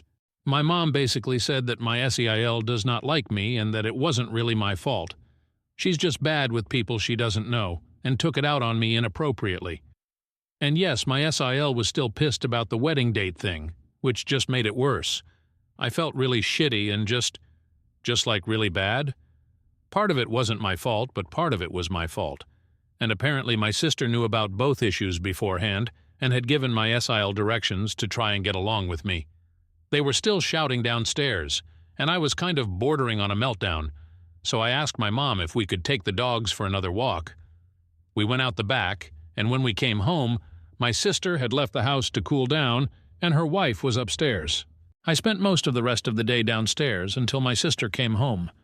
She had obviously been crying and was in a bad mood. My mom took her into the kitchen to try and calm her down, so I kept sitting in the living room. I felt like a bratty little kid again. Like I genuinely felt like I'd fucked up my sister's marriage and probably ruined our relationship in the process too. Everything just felt awful, and when my sister came out of the kitchen, she didn't even look at me, just went storming back upstairs. Her wife started yelling first, and they were fighting for a while before it got quieter upstairs. My mom, dad, and I went out for dinner, and when we came home, my SEL was waiting for us. My SIL apologized to me, saying she had been petty and rude and that the wedding date thing had been a non-issue. I said it was okay if she was upset about the wedding thing, but I wish she had let me know. She said it wasn't that easy since my sister would basically take a bullet for me, and it had caused them a big fight before their wedding. I said I had no idea and that I was sorry to be the source of that tension, and I just wanted to be able to be a good sister-in-law myself and be a good aunt. My CL got angry and said I had ruined the opportunity for the first one, and she wasn't banking on the second one. Then she stormed upstairs, and she and my sister got into another big fight. I felt awful. The bad feelings manifested physically, and I spent most of the night throwing up while my sister and her wife fought. My mom was really kind to stay up with me, and my dad tried to get my sister and her wife to get off each other's backs. I specifically heard my SIL shouting, "Who would you jump in front of a train for, me or her?" And my sister responded without missing a beat, "My sister, no questions asked." They got quieter after that, and my SIL started up the screaming about an hour later saying, "I'd let all my siblings die for you." My sister slept on the couch, and the two of us went out for breakfast in the morning. She basically said that after my SIL gave birth, she and my sister were going to separate. They would try counseling prior to the birth and afterwards too, but if things weren't getting better, they'd be divorcing. I said that it shouldn't have gotten that far, and I was sorry for pushing the both of them. My sister said that my CL does this to all my sister's friends, and they've been fighting often. But she clarified that the way she treated me was a deal-breaker. She said it might have sounded sad, but I was her best friend from birth, and she wouldn't let me not feel welcome like that. I felt really guilty and started crying again. She kept saying she wanted it this way, Their relationship was broken, as is, etc. It's been tense and awkward ever since. My SEL won't look at me or speak to me, and I've given up. My sister has been by my side a lot, and has amped up the good sister behavior 10x. I feel like shit. Everything is really terrible, and I'm sure I'm going to be making another post during the actual Christmas bullshit. Not a great update, but there we are. TLDR. My sister and her wife are separating because of my SIL's behavior towards me. Story 10. My husband cheated and gave me an STD while I'm currently pregnant. Original post July 28, 2024. I'm currently 8 weeks into my pregnancy. I had gone for a routine pap smear and STD screening. A few days later, I tested positive for gonorrhea. I had never cheated on my husband, and never expected that he cheated on me. When I confronted him with the test results, he seemed genuinely shocked and insisted there had to be a mix-up with the results. He swore up and down that he had been faithful, and there was no way that it could be true. I insisted that he get tested. He agreed to do it, and as the days passed, he admitted that he had met a woman online and had sex with her. He claimed it was a mistake and he couldn't answer why he did it. He said the woman meant doing to him and it was a one-time thing. I'm disgusted and feel betrayed, knowing that he put me at such risk. Our pregnancy was planned, so we were actively trying before I got pregnant, and he had no regard for that. The thought of continuing the pregnancy while dealing with this betrayal is overwhelming. I'm considered having an abortion, because the idea of bringing a child in the mix is crazy to me. I don't think I can ever forgive him. I feel like crap for thinking of having an abortion. I just can't see myself continuing this marriage and having a baby with him. Relevant comments from UP. I'm already on the verge of losing my mind just from knowing he had unprotected sex with a random woman, risking my life and our unborn baby. I would rather not dig into what he's been up to online, as I think that would cause even more pain for me. Red Mandolin 8. Does the STD risk the health of the baby? I think many of them do. With that in mind, I would end the pregnancy unless you are in your late 30s or 40s and really think this is your one shot at a child and it's your greatest dream, to the extent of doing it single. Definitely terminate the marriage. He is a slime ball. OP. It was caught early and I was treated. Me and baby are safe. Update July 30th, 2024. Finally decided to find out the truth about his affair. I figured out my husband's email password and discovered that he's been on dating sites for months. I also found a woman's name and email address from hotel bookings he forwarded to her. I Googled her information, found out where she worked, and called her. When she picked up, I got scared and hung up, but she called back and we had a long conversation. She said that she didn't know he was married and kept apologizing. She told me that if my husband and I have been intimate in the past few weeks, I should get tested because he gave her an STD. I was shocked because I thought she had given it to him. She said he gaslighted her, making it seem like she got it from someone else. I told her he did the same to me. I didn't mention that I'm pregnant. She said she cut him off and is considering suing him over it. They met on Tinder and had been seeing each other for 6 months. Although I initially thought she should have known he was married, but I believe her because my husband isn't on social media. He has an Insta account but doesn't post pictures. She confirmed that they had sex multiple times, contradicting his claim that it was a one-time thing. She said they spent time in hotels until she felt comfortable inviting him to her apartment. We came to the conclusion that she was just one of the women he was involved with because he gave both of us an STD. Hearing all this made me sick, knowing there are other women. I feel stupid for not realizing what was going on and probably wouldn't have found out if it wasn't for the STD results. My husband doesn't know what I've discovered or that I've spoken to her. This is incredibly tough. I'm heartbroken and conflicted about whether I should schedule an abortion, but finding this out is pushing me towards that decision. Relevant comment. Throw rattle. It's heartbreaking that you have to make this choice at all. Until recently, you thought your marriage was intact and this pregnancy was wanted. But I'd really consider whether you want to be tied to this man for the rest of your life and have to co-parent with someone who was this cavalier with your health and well-being. OP. I wish I didn't have to make this tough decision. I don't want to co-parent with him, but at the same time I feel so bad about having an abortion. My fear is that it might be a big regret that I won't be able to get over. It's so frustrating because each decision is heartbreaking either way. Comment? How did she not suspect he was married, even though she had never been to his house or met his important friends and family in 6 months? Remember, the baby is innocent and half of you. OP. She's actually met one of his close friends who's also married, which might mean that his friend is also having an affair.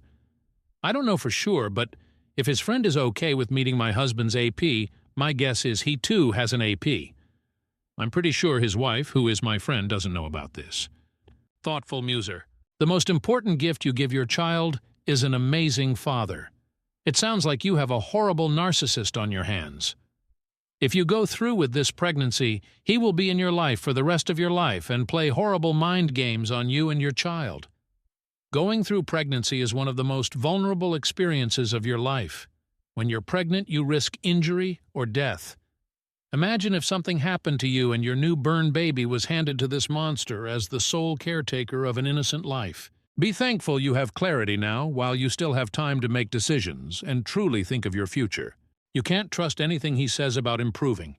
He's capable and willing to lie without remorse. If he feels badly, it's just that he feels badly for getting caught, not for cheating. OP.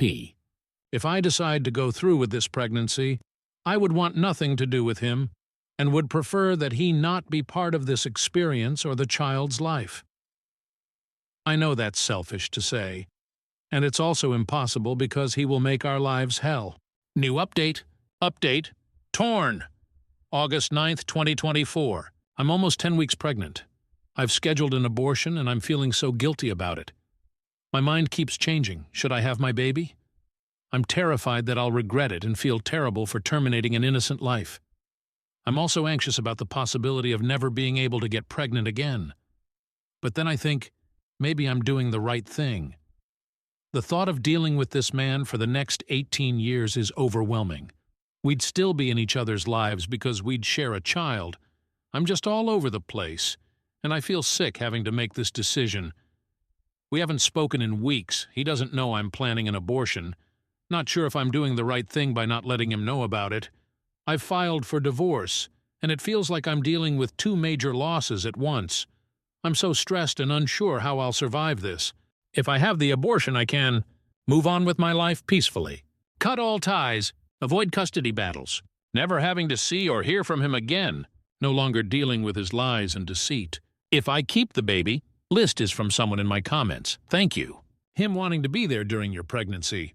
Him wanting to make decisions about your baby, from the name to anything else you can think of. His family and their opinions. Him wanting to be there during the birth. Him and his family trying to gaslight your child into believing you're a bad person and daddy is perfect. Him being your child's role model. Having to ask for his permission to make decisions like traveling or where you live. Your child having a stepmom and maybe step-siblings who might not treat him well. Your child meeting multiple girlfriends. You being forced to let him take care of the child. He will be free to have a parenting style completely different than yours. And if he's immature and petty, he might do things the opposite way you like them just to piss you off. Dealing with his emotional/mental/financial issues. Never knowing whether he's telling the truth or lying about all kinds of things. Did he feed the baby? Did he take care of his cold the way you told him to? Why did the child get hurt? Could you trust him to be sincere? Could you trust him to be honest if he makes a mistake that hurts your child, even if coming clean would help the child? Or will he hide it and lie the way he did with his cheating? Don't tell mommy we did this, you saw this, I told you this, you ate this. Him being nosy about your personal life, including when you start dating or get into a relationship or marry. I'm his father. I have a right to know who's the guy he's going to live with, and crap like that. You can be sure your romantic life would suffer if he behaves that way. Not many good men want to get involved in that kind of situations. Him using the kid to manipulate you. Relevant comment. Sister inked. Every single point you have made is absolutely valid. He will use the child against you. He might even think that having the baby is his way back to you. You'll need help or feel differently once the baby is here. Anything is possible. OP. He might try to use the baby as a way to get me back, and I'm not sure if I'd be strong enough to resist, especially with all the hormones from being pregnant. But taking him back is not an option for me. There's no way we can move forward from this. I don't trust him anymore, and what he did to me is unforgivable. OP. Think of it this way. The person who is supposed to defend and protect you is so selfish that he gave you and possibly your baby an STD just to satisfy a passing urge. This is who he is, stuck in a Wareville. This would be the person making decisions on how to raise the baby. OP. He's not someone I trust to make decisions on raising our baby. Update. Had an abortion. August 15th, 2024. I had an abortion yesterday, and I'm not sure how to feel. It was a difficult decision, but I believed it was the right one. There was no way I could keep the baby under these circumstances. Now I just feel numb. I haven't told him, and we haven't spoken since I left him after discovering he gave me an STD. I know that when he finds out, he'll likely try to paint me as the worst person. I'm not sure if he deserves to know the truth, or should I just say I had a miscarriage? Story 11. My ex-girlfriend opened up 2 credit cards in my name after we broke up. She ran up about $7,500 in debt, mainly shopping at Nordstrom and Macy's. Her current boyfriend is now threatening me. Original post undit. August 13th, 2024. My ex and I broke up a little more than a year ago. We lived together for a couple of years, and I know she would have had access to my financial information. When we broke up, I moved out of the house we were renting, and I thought I had everything of mine.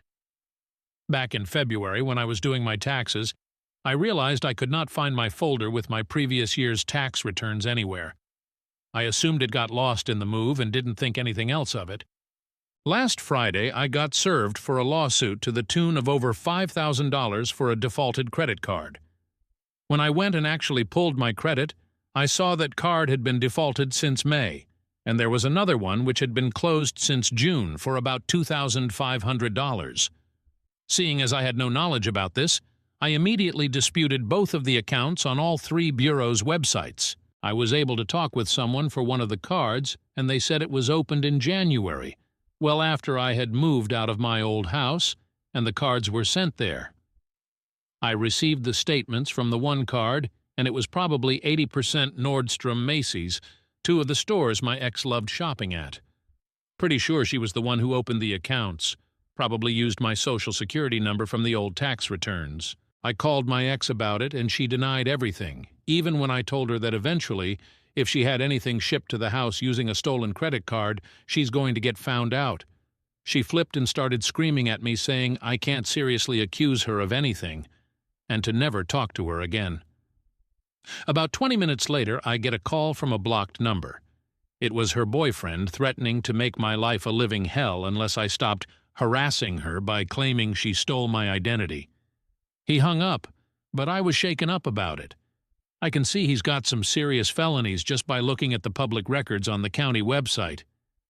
I'm kind of stuck here. I'm opening myself up to retaliation if I go forward with anything from someone who has charges of aggravated arson and aggravated discharge of a firearm, in addition to a few battery charges.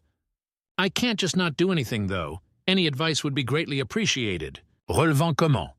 Commenter, copying this for every identity theft situation I see on here, since it seems to happen a lot, where you know who the person is who stole your identity. This is all information you can find in this sub and others. 1. Call the police. You're the victim of identity theft, plain and simple. It doesn't matter who did it or what your relationship is to them. They broke the law. Now they have to face the consequences of their actions. 2. Freeze your credit. You want to make sure it doesn't happen again. Take the proactive route of freezing your credit. 3. Monitor and track your credit. You need to be alerted if anyone tries opening a line of credit in your name. This gives you a way to do it for free, and it shows your credit score. 4. Warn anyone else who might be a victim. This includes family members or anyone else whose social security number might be compromised by the thief. 5. Take the police report to the credit bureaus. Give them the report number when you dispute all of the accounts. Most of the time, that will be enough for them to take the accounts off of your credit. It's on the creditors themselves to prove the accounts are legitimately yours, and the bureaus aren't going to get in the middle of it. A police report goes a long way in clearing up your credit.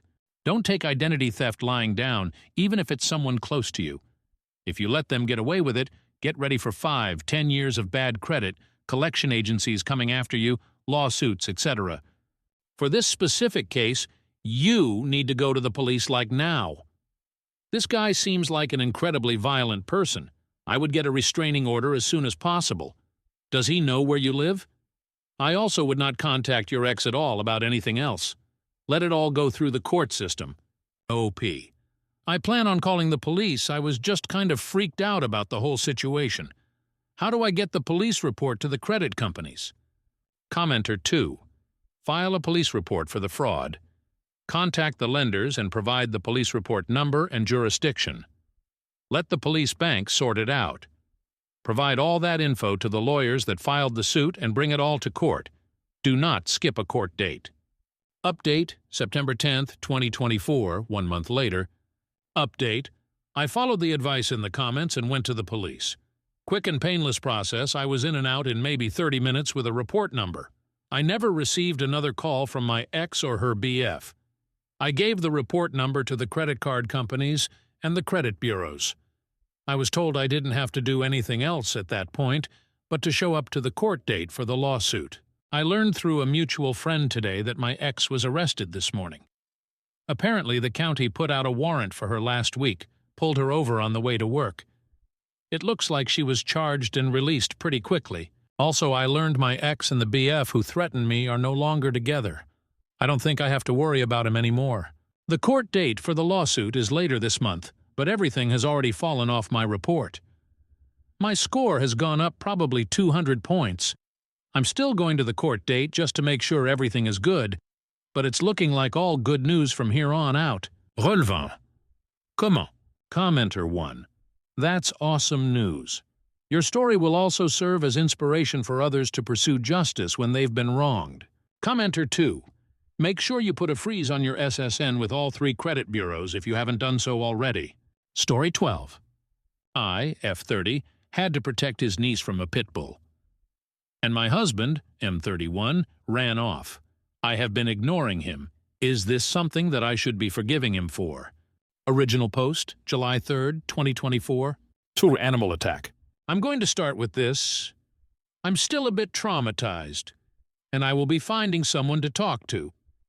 And a friend's made this account for me because I'm not a frequenter. Don't know if the pit bull made it. I haven't asked. My husband and his niece and nephew and I were in our backyard. I am going to assume out gate was open. I can't remember. It, the pit bull, came out of nowhere and latched onto his niece. 5F. Niece screamed. I turned, kicked it with all the force I could manage. I was lucky enough to hit it in the jaw somewhere that made its jaw dislodge. My husband, who had been a few feet away, shouted, "Something along the lines of 'Whose dog this?'" I told him to get our bear spray from the house. I was in a panic. I am an animal love, but it was so insane. The pit bull seemed almost rabid. I don't think it was in hindsight. It wasn't foaming at the mouth, it was just crazed. My husband ran. But not towards the house. He literally ran out the fence gate and shut it behind him. Not towards his niece or nephew, who was also present in an outdoor bassinet that I managed to all but toss onto the picnic table to make sure it was out of the dog's reach, while holding his niece off my shoulder. I put her on the BBQ to keep her out of reach, but the dog was literally jumping and snapping, and I was worried that if I tried to carry her, I'm short, it would manage to grab her out of my hands. It chased me when I ran for the shove, but then I swung at it, and I swung until it stopped. I don't think I will ever forget the sound or feeling. It was so high stress, I didn't even realize that it had bit me twice. I haven't spoken to him for a full week. Even though we live in the same house, I didn't ask where he went. He only came back a few minutes later to pack us into the car and drive us to the hospital. He's getting angry that I'm giving him the silent treatment. But I feel like it's his fault that I had to possibly end that animal. If he had gotten the bear spray, I literally keep it in my purse for if I am ever attacked by an animal or otherwise. then I don't think I would have needed to do what I did. It was literally just inside the door. He knows where I keep it. Instead, he literally took off to God knows where. Me and 2 children that I'm not even related to could have died. It might not even be relevant, but I don't even like kids.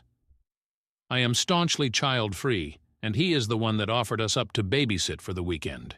I don't know. Is this grounds for divorce? I'm not sure I can even look at him. Any attraction I had to him is pretty much gone. He tried to touch me yesterday, just to move me so he could pass, and I smacked his hand away without even thinking about it, like he was some stranger at a bar, because it was literally jarring. He's just been skulking around trying to talk to me, then getting frustrated, then skulking more. I wasn't expecting him to be macho and fist-fight the freaking dog, but at least follow instruction? At least not leave me in a life-and-death situation with a toddler and an infant?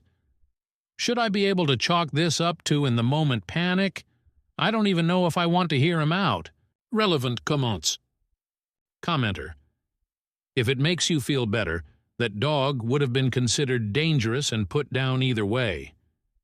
You defended yourself and the children from an unprovoked attack. You were so courageous and saved the kids' lives. Be proud of yourself. OP. I know that consciously, I think, but thank you for saying that because I just feel so terrible. Commenter, downvoted. He absolutely might do it again. Would you feel differently if he told you that he was bitten by a dog when he was small, and he just couldn't stop himself from running away? I'm not trying to excuse him. People have flaws, and you have to decide if you can tolerate them or not. OP. No. I wouldn't really, seeing as I was attacked pretty badly by a dog when I was young 10. 11, I still have scars on my thigh. I still like dogs, and I would like to think I still reacted appropriately in the situation. Those kids could have died. I could barely stomach explaining his niece's injuries to his sister. I was bawling, apologizing that I didn't do more. I can't imagine if something worse has happened. To a longer comment. We used to camp. I had trusted that he would be able to react appropriately. Also, he doesn't have any childhood incidents regarding animals that I know of. I actually do. I was attacked by a German shepherd pretty badly, but I still like dogs. Commenter, downvoted. Fight, flight, freeze, or fawn. Everyone reacts differently to threat, stress. In the middle of a crisis, some people panic and cannot follow instruction or even hear instruction. They're just in flight or freeze. These reactions aren't really something we can control. I mean, you don't even like kids and your instinct was to protect and fight. I'd talk to him about it. OOP. I'm trying to. I keep telling myself to try, and then I see him and I remember him freaking running. I don't know if I want to be with someone whose reaction is flight at all, even if it comes naturally. One more thought from OOP. If his niece and nephew had died, I just don't think anyone would give a damn about his instincts. That the thing. Because they could have. Why should he have to protect you? Would you protect him? I expect us to protect each other, I guess is what I mean. I didn't expect him to take one for the team. I expected him to have my back. Update post, July 5th, 2024, 2 days later. My friend said that people update often, but I don't know how to attach it to the other post. I thought I'd update since there had been a few things that happened, kinda. Sorry if this is needlessly long. And I didn't expect this to get this many comments and kindnesses. And I want to say I'm so sorry to everyone that has experienced anything similar because, my God, it has not been easy. For everyone worried about my mental health, I did get in through an app with my work yesterday because I decided I really needed it and labeled it high priority. However, it felt like it was just a parliamentary meeting, and she said she wanted to get me to feeling a bit more comfortable because I was visibly tensing up whenever I started talking about it, and she even noticed it through the video chat. Last night also I told me husband I needed space. I apologize that I don't have more of an update on our relationship than that. I wasn't as nice as I wanted to be. He argued and didn't want to leave. It's my house. But I told him I just didn't want to look at him, that I couldn't look at him. He cried, and I hate that I felt apathetic towards it. I haven't slept well, so I'm not sure I'm also just overtired and still so shaken, though. I was also emotionally exhausted after the appointment, so that might have added to it. I got a few questions about his sister and her husband, so I thought I'd answer. They aren't speaking with him. I don't know when it happened. I was definitely out of it at the hospital while I was getting the stitches and everything. But I do think after I was done blubbering and trying to explain how something so terrible happened to their little girl under our watch, they apparently asked him where he was. I still haven't talked to him about where he went, so I don't know. However, it clearly didn't satisfy them. His niece just got out of the hospital yesterday, so that really triggered everything and a lot happened. I had sent flowers and a bear and this one toy thing she'd been asking about. I didn't go to a hospital, though. I was scared seeing me would make her nervous. But his sister and her husband sent me flowers too, and it made me bawl again. I'm just a freaking mess, honestly.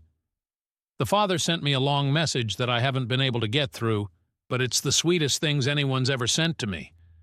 He also sent me a 1K Visa card. I literally thought I was reading the amount wrong. They are good people, and I still feel terrible I couldn't have done more for her. Everything's just replaying in my head. Anyway, I obviously haven't looked into filing yet, but I am not against the idea of it, and it really did help me feel better about wanting a divorce over this. I know fight or flight can't be helped, but now I think I realize that it's okay not to want to be with someone who would leave you behind. I think I can say I'm a fighter. And I want a fighter with me. Maybe he'd be better off with a runner instead, too. Then he at least wouldn't be leaving someone behind. I don't know. It feels like I'm done. But I'm also just a mess, so right now I'm just glad I have space. Thank you for everyone making me feel like I wasn't being ridiculous, though. I think it always feels like it should be multiple issues that tear a marriage apart, unless it's infidelity or something. And it's like I know he may not have meant to betray me, but he still did. Whatever his reasoning. Not sure when I'll be speaking to him, but I will try to update then. Relevant comment. Commenter, I'm so sorry you went through such a horrible experience. It sounds like the parents are thankful you protected their children at risk of your own safety. I know I'd never be able to repay you if they were my kids you protected. I'm glad you have gotten the therapy ball rolling. I wish you and your niece a speedy recovery. That little girl is always going to know how you saved her, and I'm sure you'll always be her aunt, regardless of whether you stay in your marriage or not. I'm so proud of you. P. They're good people.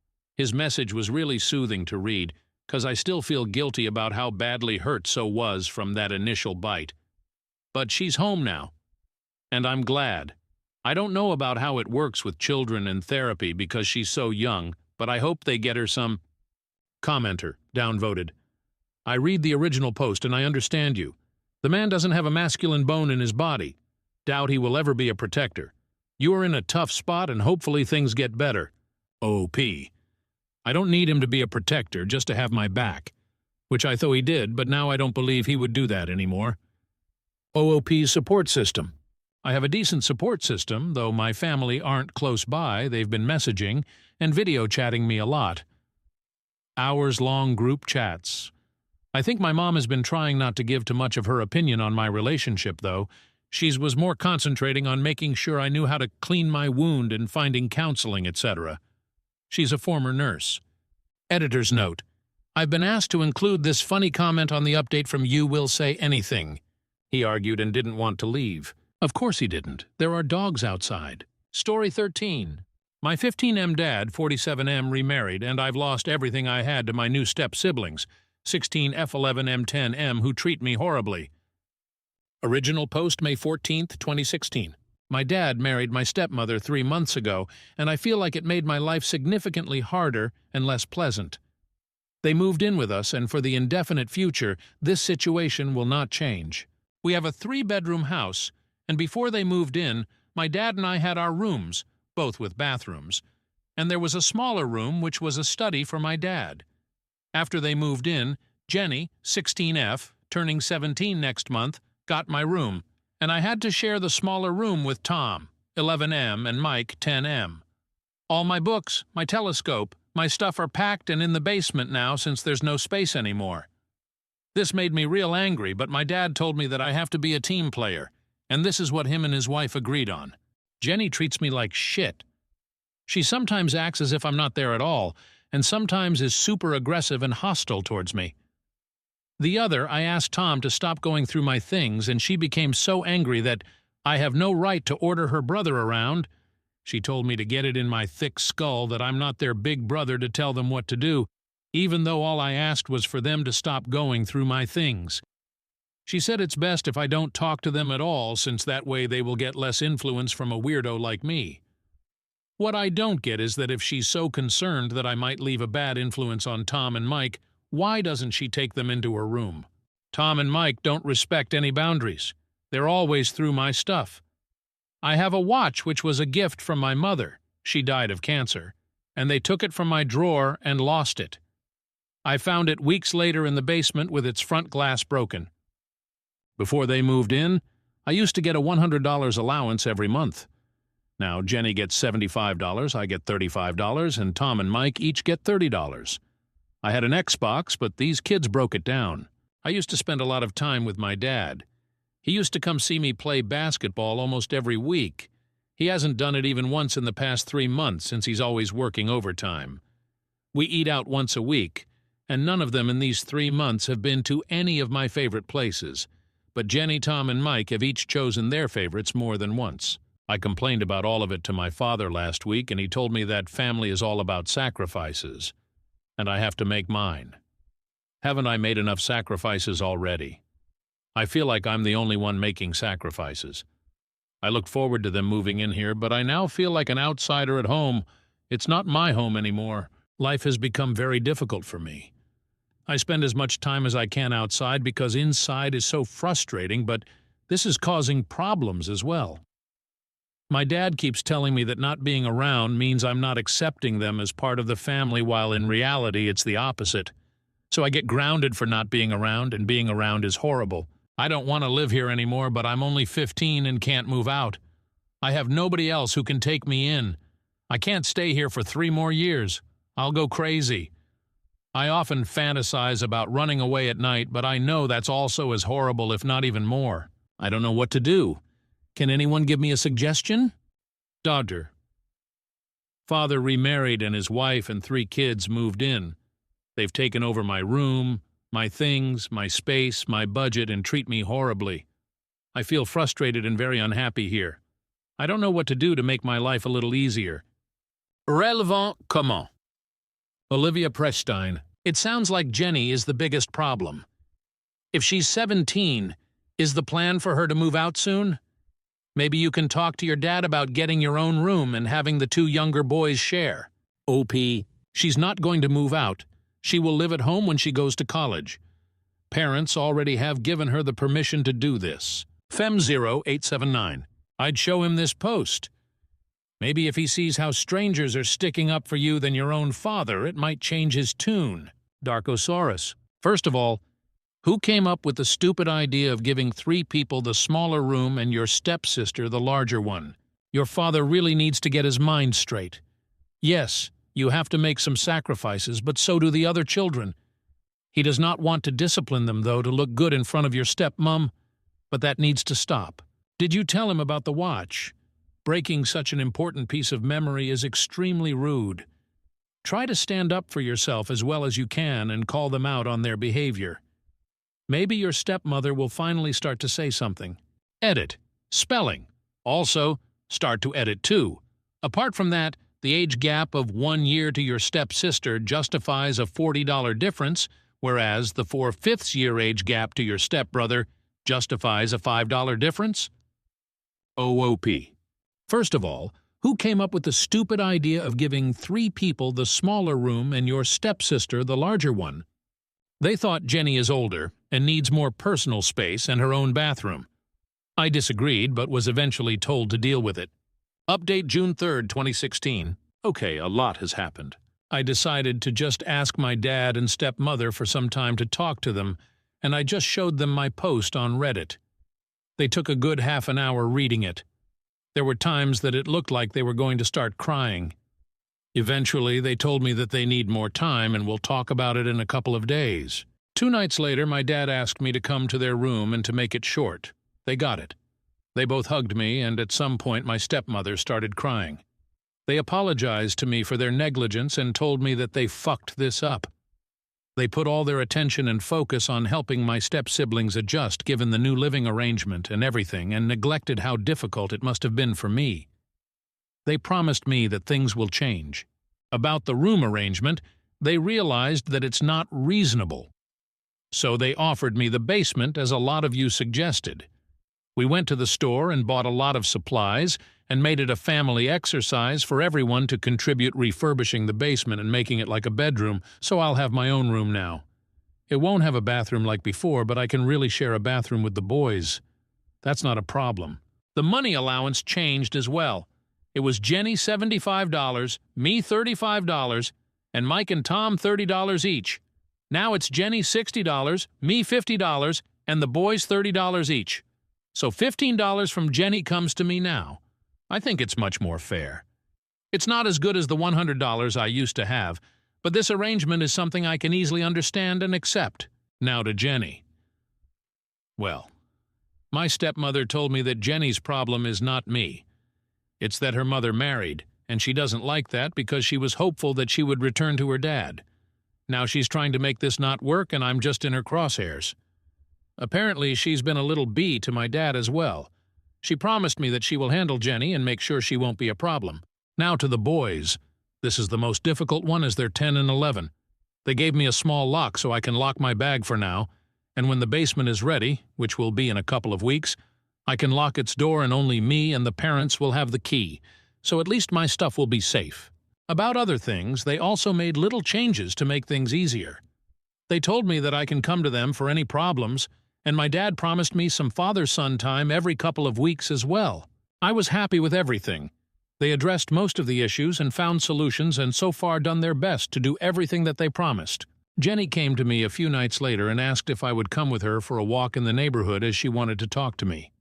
So we went, and she apologized to me for everything and told me that she didn't, and still doesn't like that her mom married my dad, and she was forwarding her anger and frustration towards me, the only person she could, which was not right. She said that I'm probably going through similar things as she does, and really there's no reason for us to make each other's lives even more difficult than it already is. So I accepted her apology, and we shook hands on being on the same team from now on. And honestly, she's been very different ever since. She's helping me a lot in preparing the basement, and she makes Tom and Mike help as well. The other day when I asked Tom to turn down the TV volume and he refused, she told him to listen to your big brother. Yeah, good things. I hope she remains this way. Overall, things are a lot better. I trust my stepmother a lot more now. Jenny is much better than before, and we're becoming more and more like a family, and the place looks and feels like home again. Thanks for all your suggestions and help. I owe you all a lot. Tell Didar. Showed parents the original post. They got it and decided to make things right. I'm getting the basement now. I'm getting more allowance. Stepmother talked to Jenny and she's much better. I'm going to get some alone time with my dad every 2 weeks. Most of the problems seem to have been sorted out as best as they could have been. Story 14. I shot my stalker tonight. Original post, September 24th, 2014, recovered with Wayback Machine. Title, anyone had success with private investigators? For the past 6 months, I have been relentlessly stalked and had threats against my life made from someone I dated for a month. It started with phone calls upwards of 45, 50 a day, 50-page text messages, and him showing up outside of my house at 5 a.m. When I wouldn't not comply or feed the negative attention, I began to receive threats, claims that he would murder me and get away with it. All he would have to do is flee the country. Telling me he shouldn't have to force me to be his friend or give him another chance or else. Every time I blocked his number from contacting me, he would then call me from different ones, try and pretend to be other people or have his friends or sometimes even random strangers he'd ask on the street.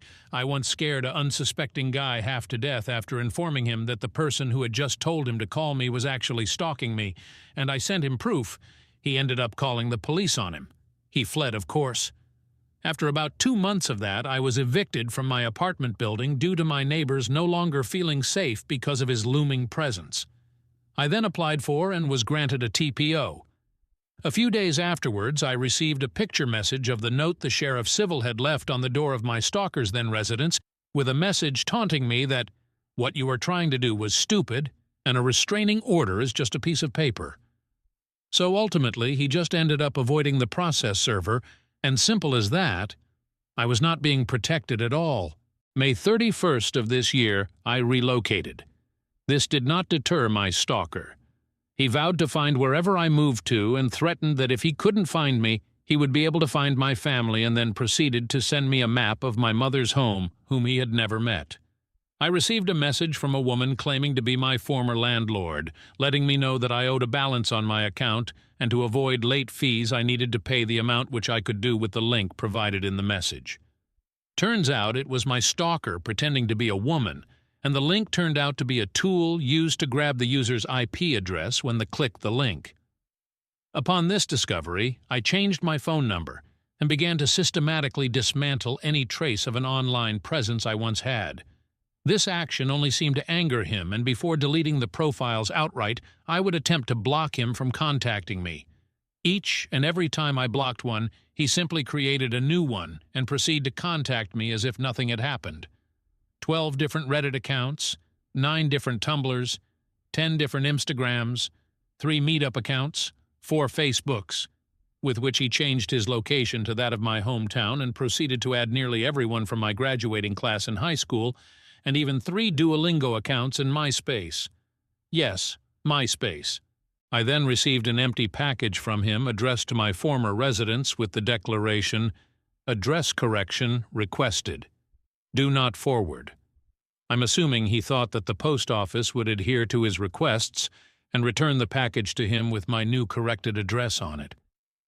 Mid-July, he created a profile using my photos and likeness to threaten my family. When I didn't respond, he proceeded to post semi-nude pictures of me on the profile in an attempt to blackmail me into speaking with him. I did not, and contacted Twitter to report the account and have it removed, which they eventually did. On August 21, 2014, I awoke around 8 p.m. to vigorous knocking and ringing of my doorbell. I look out my window to see who it is, and I was horrified to see my stalker there. I called the police, and of course he fled once again. Over 7 separate police reports filed. This incident was followed by threatening emails from my stalker, demanding that I meet him somewhere, or because he had found me that next time I would wake up to gunshots, and that if I didn't, he would first taser you and rape you in the ass using your boyfriend's blood as lube. This past Sunday night, I woke up at 6:45 a.m. to the ringing and banging again. I proceeded to record him on video while I was on the phone with the police. He fled on foot once again, and I was hit with the same hoopla from law enforcement.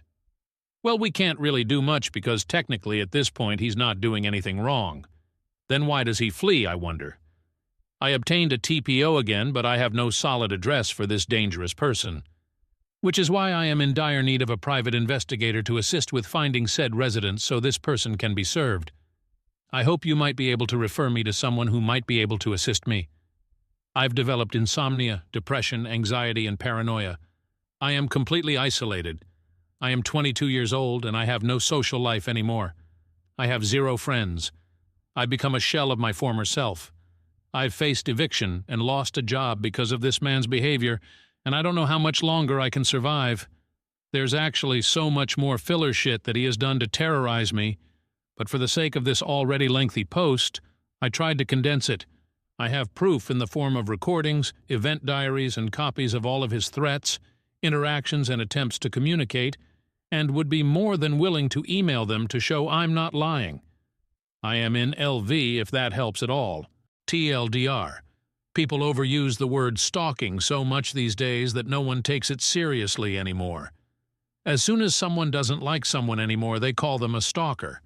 This isn't staring at your ex's new lover's timeline longer than you healthily should. This is the real scared to sleep at night deal. I have felt the fear before, and it's eating away at me. I need help. Badly. Eat it. Whoever has gilded me gold, wow. Thank you so much. As pathetic as it may seem, Redditors and Imgurians have seriously been one of my only sources of comfort in human interaction for the past few months. You've no idea how much these communities helped out my constant sadness. I see you are, you guys seriously rock. Thanks for being here for me. Relevant, commenter, can you post the video? OOP. Yes, but I'm on the phone with the police during the video. I'm not 100% sure how to blurt out certain information like my address and my phone number from the audio in the video. OOP comments on September 27th, 3 days later. Commenter. Damn, I remember talking to an old friend of mine from Vegas who was saying she'll get a CCW soon.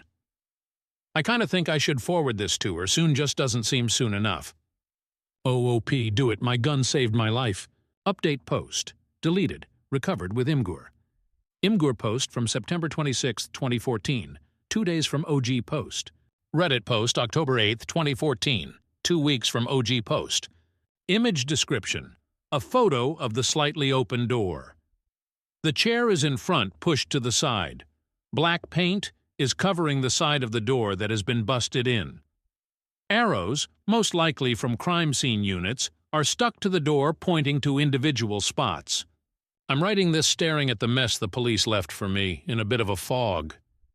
After 6 months of stalking and threats against my life, my stalker finally snapped and decided to kick my door in and make good on his promise. Out of fear, the past month I had begun sleeping with a chair propped against my front door, to give myself a few extra precious seconds in case of emergency. I shudder to think how differently things might have turned out had I not barricaded the door. I awoke around 1:15 a.m. to the sound of the door giving way after one kick, followed by the sounds of my stalker struggling to dislodge the chair while forcing his way inside. I jumped up and grabbed the gun I've learned to do everything, even shower with. I stood at the top of my stairs and fired twice. Hitting him in the chest, I hear his scream, his disbelief that I'd stood up for myself, 0 to 100 in milliseconds. I've never been so afraid in my life. I do not know if he is living, but I do know the police have him, and that's what helps the most. For months of him evading the police, I began to question whether he was unstoppable, untraceable. Houdini, he would murder me and get away with it. As of now, I'm in a haze of guilt, surprise, relief, and disbelief. I shook as the canines drag him out from his hiding place under a bush. I survived, where so many people do not. Holy shit, I survived. Edit. The outpouring of support is wild. I can't thank you guys enough. Everyone can be a critic, and the fact still remains. You don't know what you will do in a situation until it's presented in front of you. Those who believe there was other things to be done have never had someone tell you that you no longer deserve to draw breath and mean it. And for the should fired a warning shot, folks. There are no warning shots. A gun is a deadly force. You only pull that trigger if you are in fear for your life, and all other methods of deterring are gone. When he kicked my door in, there was no longer a deterrent preventing harm. Warning shots are dangerous and could hurt the unintended. This is not a Wild West movie. That's what responsible gun ownership is. I'll update once things have calmed down a bit, I promise. I'll write back to everyone, and after being isolated for so long, anyone who wants to be friends, I am always accepting those. Link to news article. October 2nd, 2014. Las Vegas, Nevada. A woman shot her stalker after he kicked in her back door. She had been living in fear, showering with a gun and propping a chair up against her door for just this sort of situation. Her post to Reddit made the story go viral. She writes, "I'm writing this staring at the mess the police left for me, in a bit of a fog.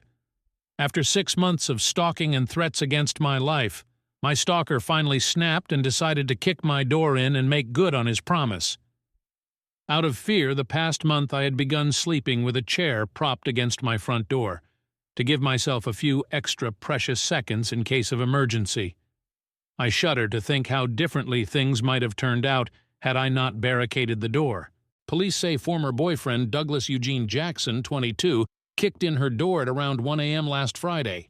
I awoke around 1:15 a.m. to the sound of the door giving way, after one kick followed by the sounds of my stalker struggling to dislodge the chair while forcing his way inside. I jumped up and grabbed the gun I've learned to do everything, even shower with. I stood at the top of my stairs and fired twice. Hitting him in the chest, I hear his scream, his disbelief that I'd stood up for myself, said the victim in a blog post. KVVU-TV reports that Jackson left the scene and tried to hide in some bushes. Police dogs quickly found the stalker. He was treated for his injuries at University Medical Center of Southern Nevada. Jackson now faces charges of home invasion and aggravated stalking. For months of him evading the police, I began to question whether he was unstoppable, untraceable. Houdini, he would murder me and get away with it. As of now, I'm in a haze of guilt, surprise, relief, and disbelief. I shook as the canines drag him out from his hiding place under a bush. The victim writes in a post to Imgur. The victim does not wish to be identified, has saved many threatening texts and social media posts from her stalker. She says he forced her to move, obtain a restraining order, and acquire a license to carry a concealed weapon. The victim followed up with a note, "The outpouring of support is wild. I can't thank you guys enough. Everyone can be a critic, and the fact still remains, you don't know what you will do in a situation until it's presented in front of you. Those who believe there was other things to be done have never had someone tell you that you no longer deserve to draw breath and mean it. And for the should have fired a warning shot, folks. There are no warning shots. A gun is a deadly force. You only pull that trigger if you are in fear for your life, and all other methods of deterring are gone. When he kicked my door in, there was no longer a deterrent preventing harm. Warning shots are dangerous and could hurt the unintended. This is not a Wild West movie. That's what responsible gun ownership is." Daily Mail has an article on the case, along with text evidence submitted by OOP here. Update on case in 2020. Article, text copied below, 6 years later. Editor's note. This is 6 years after the original events, but is the same man. He did this to a different woman in 2019, while on parole. They refer to OOP as the former girlfriend in Las Vegas, even though she only went on 2 dates with him. Reno, Nev, AP. A Nevada man has been sentenced to 15 years in prison after pleading guilty to stalking a female acquaintance while on parole for a similar crime that happened in Las Vegas. The Washoe County District Attorney's Office in Reno announced the sentence for 28-year-old Douglas Eugene Jackson on Friday. Jackson was arrested in Florence, Arizona in January and pleaded guilty to the aggravated stalking charge in July. According to prosecutors, an investigation by the Sparks Police Department determined Jackson had sent numerous threatening text messages to a woman over several months in 2019. The texts included threats against the woman's dog and property. He also called the woman's family and friends in an effort to get information about her. At the time of the threats, Jackson was on parole for stalking a former girlfriend in Las Vegas. That woman ended up shooting him at her home. Editor's note, this was OOP in 2014. He served about 5 years in prison after OOP shot him per the https://ofdsearch.doc.nv.gov/ website. If you search his name, his details come up. According to the District Attorney's Office, Prosecutor Travis Lucia sought a maximum sentence because of the terrifying nature of Jackson's conduct, which came after only a month on parole for the previous crime. Jackson was living in Washoe County at the time of the threats but had no steady address. In 2023, a woman on TikTok claimed to be the OOP from 2014. There was an article written about that here, text copied below. September 20th, 2023, 9 years later. Deja Washington was 22 years old when she agreed to go on a date with a man. After the second date, she decided she wasn't really feeling it and told him. In a post to TikTok, she has since revealed how just 3 weeks of knowing the man turned into her being stalked for a whopping 7 months. In a video uploaded to her TikTok account, U-Daciadusit, Washington says she had a lot of other stuff going on at the time and explained this to her date who said it was okay. Washington walked away from the connection thinking everything was fine. But a month and a half later, and the date had very much changed his tune. U-Daciadusit. Washington's date later decided that everything was not fine and began messaging her hundreds of times a day. He argued he was a good man and deserved a chance. At first I blew it off and I was kind of annoyed. I was like, who do you think you are? But then it started to get really scary really quickly. He started sending me pictures of the outside of my house telling me that he was planning a raid. U-Daciadusit. Washington received messages and calls from the man for over a month and started filing police reports, the man taking pictures of her doing so and of her talking to the police. Washington explains he would even talk to strangers and her neighbors, so she couldn't trust anybody. She eventually had to move out of her apartment because a restraining order truly is just a piece of paper, left unable to sleep because he would threaten he was outside and was planning to break in. U dashadoesit. Washington claims she went to the police 5-10 times and filed like 10 police reports, but says she was told there wasn't anything they could do as he hadn't hurt her. She eventually moved house, but her stalker, posed as her former landlord, used packages and social media to try and track her down. The man threatened to kill her and said he knew he was going to get away with it because he was a white man and she was a black woman. Washington was later assigned a detective to her case, but the first time she met him, she says he revealed he'd met her stalker, who seemed like a nice guy, and suggested it could be a misunderstanding. I knew in that moment this man was going to kill me and he was going to get away with it. U dashadoesit. Washington's stalker changed phone numbers and even used Duolingo to try contact her, and it was when Washington registered to vote he finally found her address. She resolved to buy a firearm, despite being very anti-guns after her parents were shot when she was younger. The man kept demanding they meet, threatening if Washington didn't he would grate her and use her blood as lube, and frequently turned up at her door, dodging police. But suddenly he went completely quiet.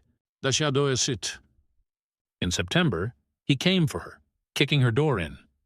Washington said, I remember just grabbing my firearm off the table and I wasn't angry, I wasn't upset. I had just made a decision that it's either him or it's me and I choose me. And I shot him. The police later found Washington's stalker, his injuries leaving him unable to run, and he was sentenced to jail. Washington went on to work at a gun range and took part in Refuse to be a Victim courses to help other women feel empowered to protect themselves. She now works at a big tech company and never takes any moment of life for granted. Washington's stalker, Douglas Eugene Jackson, was sentenced to 15 years in prison in 2020. Story 15. A week ago, my brother was in his 30s and healthy. Today, he's in the ICU with locked-in syndrome. December 15, 2023. The stroke doctor is concerned. It may be locked-in syndrome anyway. The original neurologist and attending physician basically made us believe there was no hope he was in there at all anymore. Yesterday, the stroke team came in and assessed him, and that's where the new diagnosis, theory, came from. I don't know if I believe it or not. Is it good if he's still in there? Or is it cruel to even want that? We don't know if he'll ever get better. Very few people recover from LAS. He has an ongoing infection and inflammation in the brainstem. We don't want him to live in storage in a care home for 30 years, vented, unable to move or communicate, just existing instead of living. But how do you pull life support from someone who may be conscious, and can you even do so legally? Or he may get a blood clot from being bedbound or pneumonia, or the COVID the family just tested positive for. He had no health problems at all a week ago. The last few years have been the happiest of his life. It just doesn't feel real. Relevant comments? Procyon loader minoris. Hey OP, I have worked with many locked-in patients. It's a fate I would never wish on anyone. Diagnosis is hard because it's effectively a diagnosis of exclusion. If it's true, textbook locked in, the clearest supporting presentation is if the patient can consistently move their eyes up and down, not side to side to command. The difficulty lies in that real people aren't textbooks. Plus, there are so many confounding factors that it can make it hard to say with certainty if a patient is truly locked in. All that being said, I've had multiple locked-in patients recover to near normal levels of function. I was shocked because previously locked-in was a death sentence. Assuming he is young and healthy and his stroke is highly localized to the area that results in locked-in, he may actually make some meaningful recovery with intensive therapy from locked-in accredited facilities. There are a few highly regarded facilities in the U.S. It is a long and arduous process, I'm talking a year minimum, but recovery is possible under the right circumstances. Edit. Also, Ongoing infection is going to make it really difficult to determine exactly what's going on. You really need to be able to normalize everything else before you can say with certainty if someone is locked in. ADHD Gardner. My aunt got pneumonia like 10 years ago and ended up in a coma. It was so severe. My mom went to the hospital and would just sit and talk to her, read her favorite books, put on her favorite shows, etc. Even though the doctors said she wouldn't be able to recognize anything. She later woke up and told my mom that she heard everything my mom did, and what my mom did gave her hope to keep going. So have hope, OP. There's always hope. OP. Thank you. I asked his friends if he'd been intending to read any books and ran out to pick one up yesterday so I can read it out loud to him. Unfortunately, it's the Andromeda strain, and I didn't realize the subject matter until buying it. ADHD Gardner. You should read it, and once it gets to the climax, just stop. Then be like, hey, motherfucker, you can finish this once you're out of the coma. I'm leaving it right here for you. And put it by his bed, but I also have a sick sense of humor sometimes, LOL. But seriously, don't give up hope in him. Hope can do crazy things, and people have gone through crazy ordeals only relying on hope. Be his hope if he needs it. What should I get for my brother's ICU nurses who are working over Christmas? December 24th, 2023. Title: My brother has been in the ICU for a few weeks. I appreciate all of the nurses so much, but wanted to get at least a little something for the nurses who are missing out on time with their families to care for mine. Me and the immediately family have COVID and aren't even able to go in person. Food delivery, sweets, chocolates, gift cards, Amazon, Starbucks. I want it to be something actually desirable, useful, thank you. Relevant, comma. Too legit. My favorite gift as a nurse that a family brought in was a ton of practical stuff from Costco, with enough to go around. Think lip balm, gum packs, protein bars, Fairlife protein drinks, then maybe a few goodies like chocolate or candy. I'm sorry your brother is in ICU. Hope he makes a good recovery. Glad it's been a good experience with the staff. Sidewalk booger. Just speaking from a personal perspective, but a sincere thank you card is awesome. We post ones we get in our break room, and so when we go to eat a quick snack, it's like a nice little words of affirmation boost reading them. Falling from faith. If food, be sure to schedule 2 separate deliveries. One for day shift, typically 7 a.m. to 7 p.m., and one for night shift, typically 7 p.m. to 7 a.m. If you just deliver it once during the day, it will be gone cold for night shift. Update. A week ago, my brother was in his 30s and healthy. Today, he's in the ICU with locked-in syndrome. January 4th, 2024. Thank you everyone for your kind words on my last post. This has been harder than there is language to explain, so I won't try. We have a tentative diagnosis for the cause of the encephalitis now, after getting a test back from Mayo Clinic. Disseminated histoplasmosis with CNS involvement. A brain fungal infection, basically. Extremely rare for someone immunocompetent. Very difficult to diagnose and often misdiagnosed or underdiagnosed. Viral meningitis is the usual misdiagnosis, which is exactly what they'd been assuming.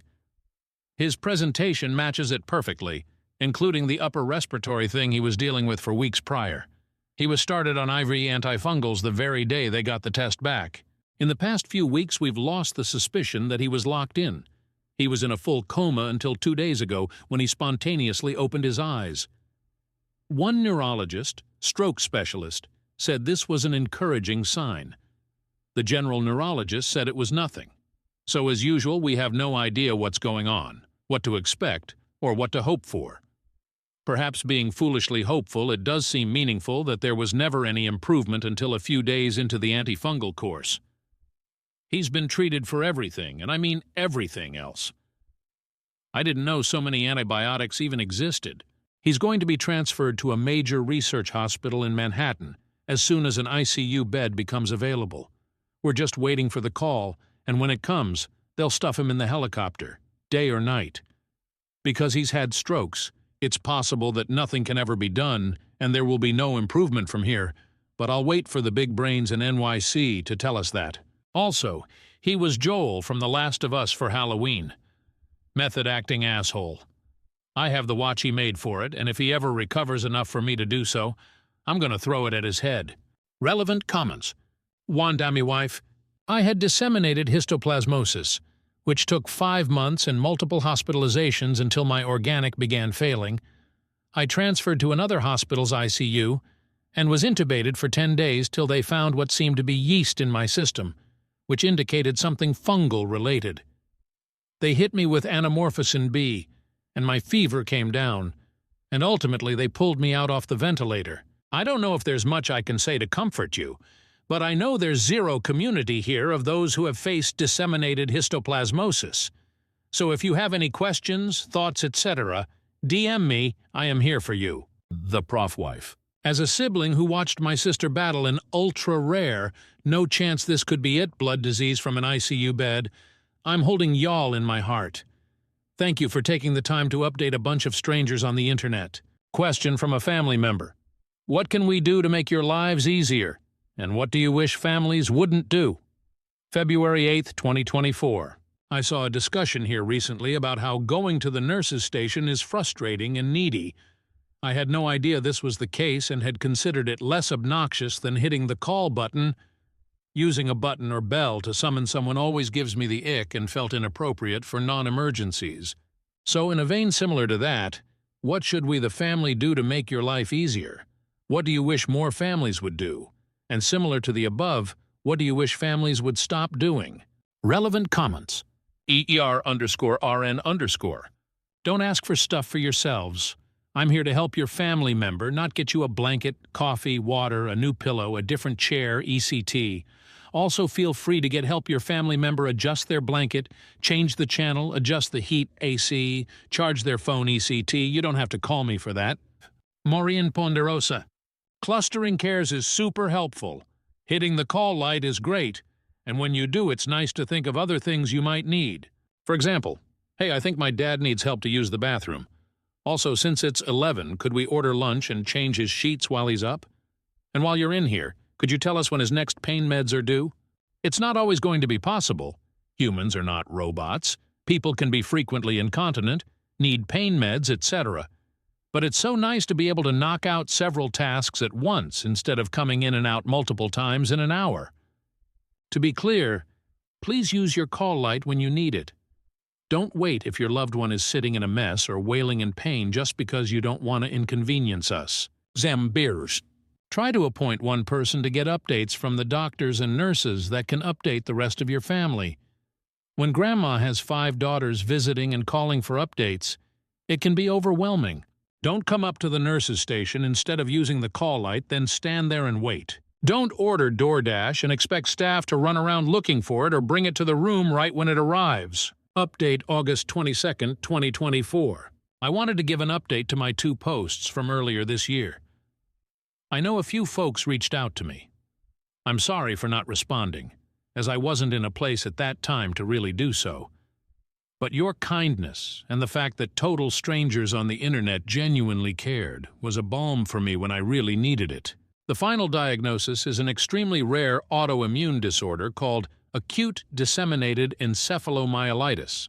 The trigger isn't clear, but it can really be caused by almost anything. He had an upper respiratory infection prior to all this, which is a common trigger. He slowly emerged from his coma over the course of a month or two, passing through different levels of consciousness and awareness, slowly, and was in fact locked in the early stages. He could only move his eyes to communicate. He received plasmapheresis treatments and started regaining mobility after that. It started with slightly moving his head side to side, slightly moving his lips, slightly twitching his fingers. Soon he was mouthing words and curling his toes. Adam apparently has a good prognosis for recovery, and the larger hospital we transferred to told us that there are no strokes in the brain, despite the initial hospital's assessment. The larger hospital has significantly more advanced MRI machines, which meant they could capture pictures the small regional hospital could not. This is something I wanted to bring up because I want to emphasize the importance of seeking that second opinion. Had we not transferred to the larger hospital, got the plasma treatment, got the new MRIs, we may very well have made different decisions regarding life support. I have no doubt other families in our position through the years have been forced to do just that. Do not give up until you have a diagnosis. As for how things are going now, he's been slowly regaining his mobility, and the neurologist told us we have no reason to believe he won't walk again. Cognitively, he is 100%. He doesn't remember the first 6 weeks or so after waking up from the coma, but does remember everything before getting sick perfectly. He weaned off the ventilator in March. He transferred to an inpatient rehab facility and was there for several more months. He's now home and doing outpatient rehabilitation. He can move every body part, though he has muscle wasting and will need to continue intense physical therapy to get out of the wheelchair. Being in hospitals for nearly a year is not without its own complications. Sepsis at least once, pneumonia multiple times, so much MRSA and IV antibiotics, and a stage IV bedsore. But considering where this started, it still feels like a miracle. 5 hospitals. 8 months. Please hold your family members close, and don't take for granted the amazing things your body does every day. It can all go haywire overnight. And to anyone who read these posts and cared for some strangers on the internet, thank you. XOX. Story 16. My spouse came out to me as asexual a few months ago. Tomorrow I am handing them divorce papers. They are going to be devastated. Original post March 4th, 2024. Basically the title. My spouse and I have been together for 8 years. Our sex life has had lots of ups and downs. Sometimes it felt like it was fire and was really good, but there were long stretches where I felt like I was starving. While they never denied me when I initiated, lack of initiation on their part has destroyed my self-esteem and has left me so incredibly unfulfilled. I have so missed the feeling of being desired and having my partner seduce me. It was really hard for my spouse to come out. They were so nervous and scared. I fucking hugged them and thanked them for telling me. I fucked up and told them everything will be all right, but it won't be. I can't go the rest of my life with a partner who isn't sexually attracted to me. So I spoke with a lawyer. I'm so worried about my spouse. They are really dependent on me socially, emotionally, and financially. And I know that they love me. They love me more than anyone ever has in my entire life. I wish love could be enough for me to be happy in a relationship. Tomorrow is really going to suck. ETA. Just to make things clear, an open relationship is not an option. I am strictly monogamous. I am not the type of person who is capable of having multiple partners. An open relationship isn't going to help me meet my needs that are currently missing in my relationship. What I need is for my spouse to be sexually attracted to me. And for those of you who have assumed the gender of myself and my spouse, the majority of you are wrong. Watch your assumptions. Relevant comments, additional info. They love soft. How did this all work out? OP. Not well. I ended up leaving. They trashed the place while I was gone and got arrested. They live soft. I'm sorry, OP. Hopefully it all works out and you can heal from this. OP. Thanks. Got a lot going on RN, figuring out all the shit I have to do with their cat who got badly injured, figuring out what's going on with their charges and hiring someone to fix the walls. But I know everything will eventually work out the way it needs to. Just gotta keep swimming. Commentator. The fact that you are calling the cat, their cat, knowing you two were married, really shows that there was never a partnership here. It was just you. You divorcing them is a blessing in disguise for them. The cat is their cat because I'm incredibly allergic to cats. I was never able to bond with the cat because, even with medication, being in actual contact with her makes me break out into hives. So I have had to keep my distance from her, and we never developed a owner-pet bond. My personal relationship with the cat is more of a friendly roommate thing. The cat also very, very clearly preferred my STBX, and was incredibly bonded with them. The cat also predates my relationship with my STBX. Calling the cat their cat has absolutely zero meaning in regards to how I viewed my partnership, and is more of a reflection between my own relationship with the cat than anything else. I have always cared about the cat and have put her first in regards to family planning and budgeting. I fucking gave up my favorite room in the house with a gorgeous bay window for the cat when they moved in, since I figured that cat would enjoy it. Not to mention that I also just dropped nearly $6K on the cat this week because I came home to her with a broken jaw. money from the emergency fund that I was the sole contributor to. But go on and tell me again how referring to the cat as their cat means I never considered them a partner, even though I planned for and made concessions for said cat repeatedly over the last 8 years. Wings_denied. I hate to be that person who cares more about a pet than the person in a situation, but man, that makes me sad and happy all at once that you helped it. Did you already pay the vet bill outright? You should know that you can surrender the animal to the clinic. Might be the best option considering it doesn't sound like your ex is going to get out very soon, and considering your allergy. Are authorities aware of the cat's injuries? Might not be great to pile on animal cruelty charges, but they shouldn't get that animal back. Sorry about everything. OP. I did speak to the police about the cat. They thanked me for the information and asked for information about what vet I took her to, but I haven't heard anything else about it. I did already pay as I took her to the emergency vet and had to pay at the time of services. Didn't really think things through, just saw that she was hurt and wanted to fix her. I know they are having trouble getting bail together, and I'm not willing to do that after the way they damaged the house and with dropping almost $6K on the cat. Obviously, the divorce is on hold FTM. Per attorney's advice, as a conviction or jail time could impact what I am responsible for.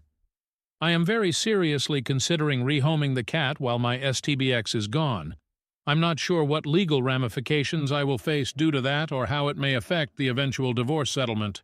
It really sucks because I don't know what happened and the cat really is super bonded with my STBX.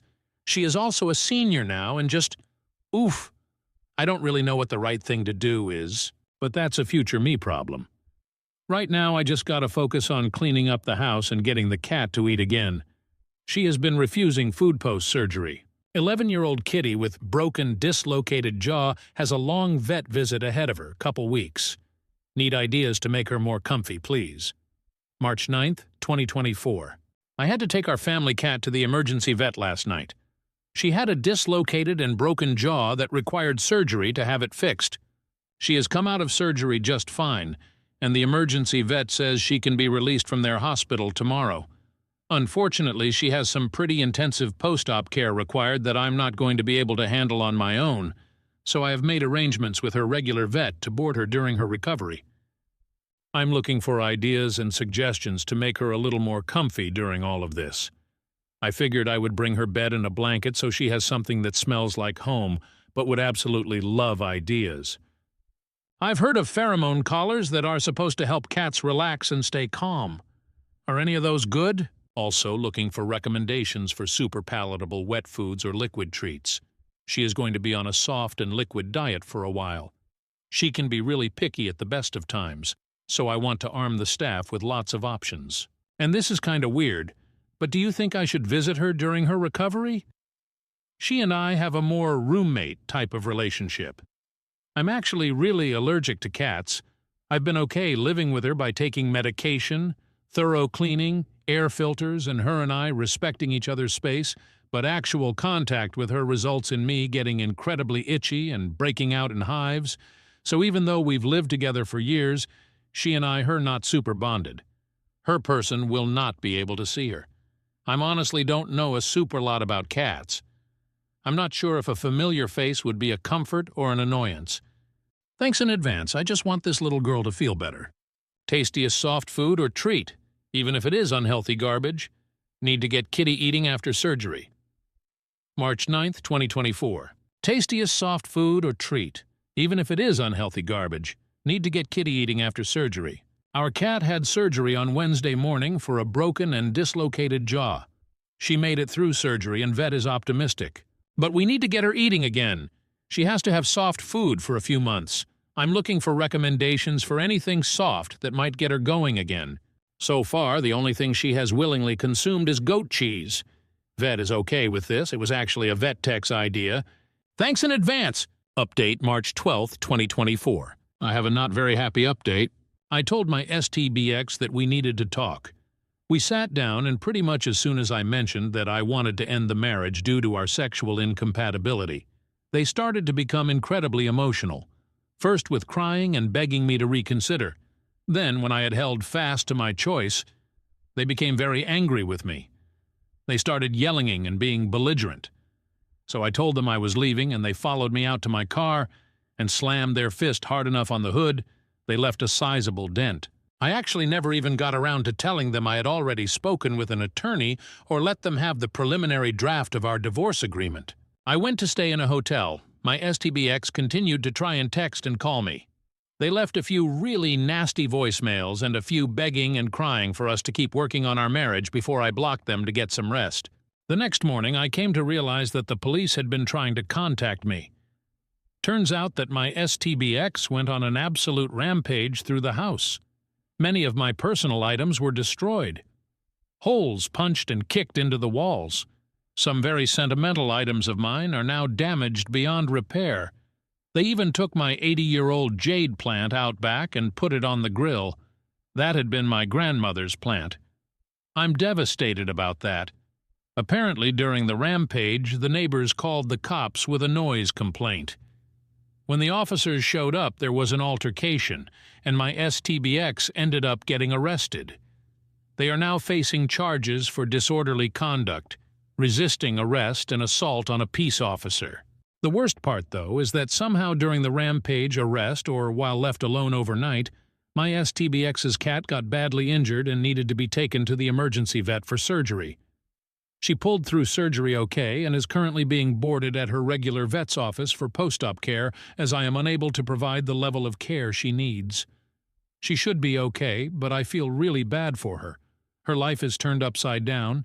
She is away from home, and the last memory she has of her favorite person was seeing them be a monster. I'm not sure what I'm going to end up doing with her ultimately, but I am doing what I can to get her feeling better. I knew my STBX would get emotional and cry and yell. I knew they would be argumentative about it. Those were a big part of why I wanted to have all my ducks in a row before speaking with them. I am super thankful to my therapist who helped me role-play the talk. I'd already had a packed bag in my car and was able to stay calm and cool-headed enough to leave when I did. My ex still has not posted bail, and I absolutely refuse to do so. They've been calling me from lockup, begging me to, but also yelling at me. I have refused to take any of the calls. The preliminary divorce agreement, where I was attempting an amicable divorce with decent spousal support for them, is out the fucking window now. My attorney is fairly confident that with the damages to the house, the cost of surgery for my STBX's cat, my STBX's violent and threatening behavior toward me, and our pre-existing prenup, that the divorce will be very favorable to me. Guess my state doesn't suck as hard as I thought. My attorney has advised me to hold off on filing until we know the outcome of my STBX's criminal convictions, as that can also impact things. I have a hearing this week for a restraining order against my STBX, so if they do somehow miraculously make bail, they at least can't come back here. And on a personal note, gotta throw this out into the universe and get it off my chest. To the person wearing the Batman shirt in Home Depot last Saturday, who chatted up the person wearing the TMNT shirt. Thank you. A very deep, sincere thank you. If you are reading this, I hope you see why I declined to exchange numbers with you. There is a lot of chaos in my life, ATM, but you were a glimmer of hope for me of what my future life could be like. Additional info. Here. The cat is at her vet recovering from her surgery. She had a broken and dislocated jaw. It required surgery to fix. She should be all right. Unfortunately, I am actually fairly allergic to cats. I can handle living with her with lots of air filters, thorough daily cleaning, and allergy meds. But I can't pet her or be in close contact without breaking out into hives. I'm kinda in a pickle with her. She is 11 years old and she has lived in my home for 8 of those years.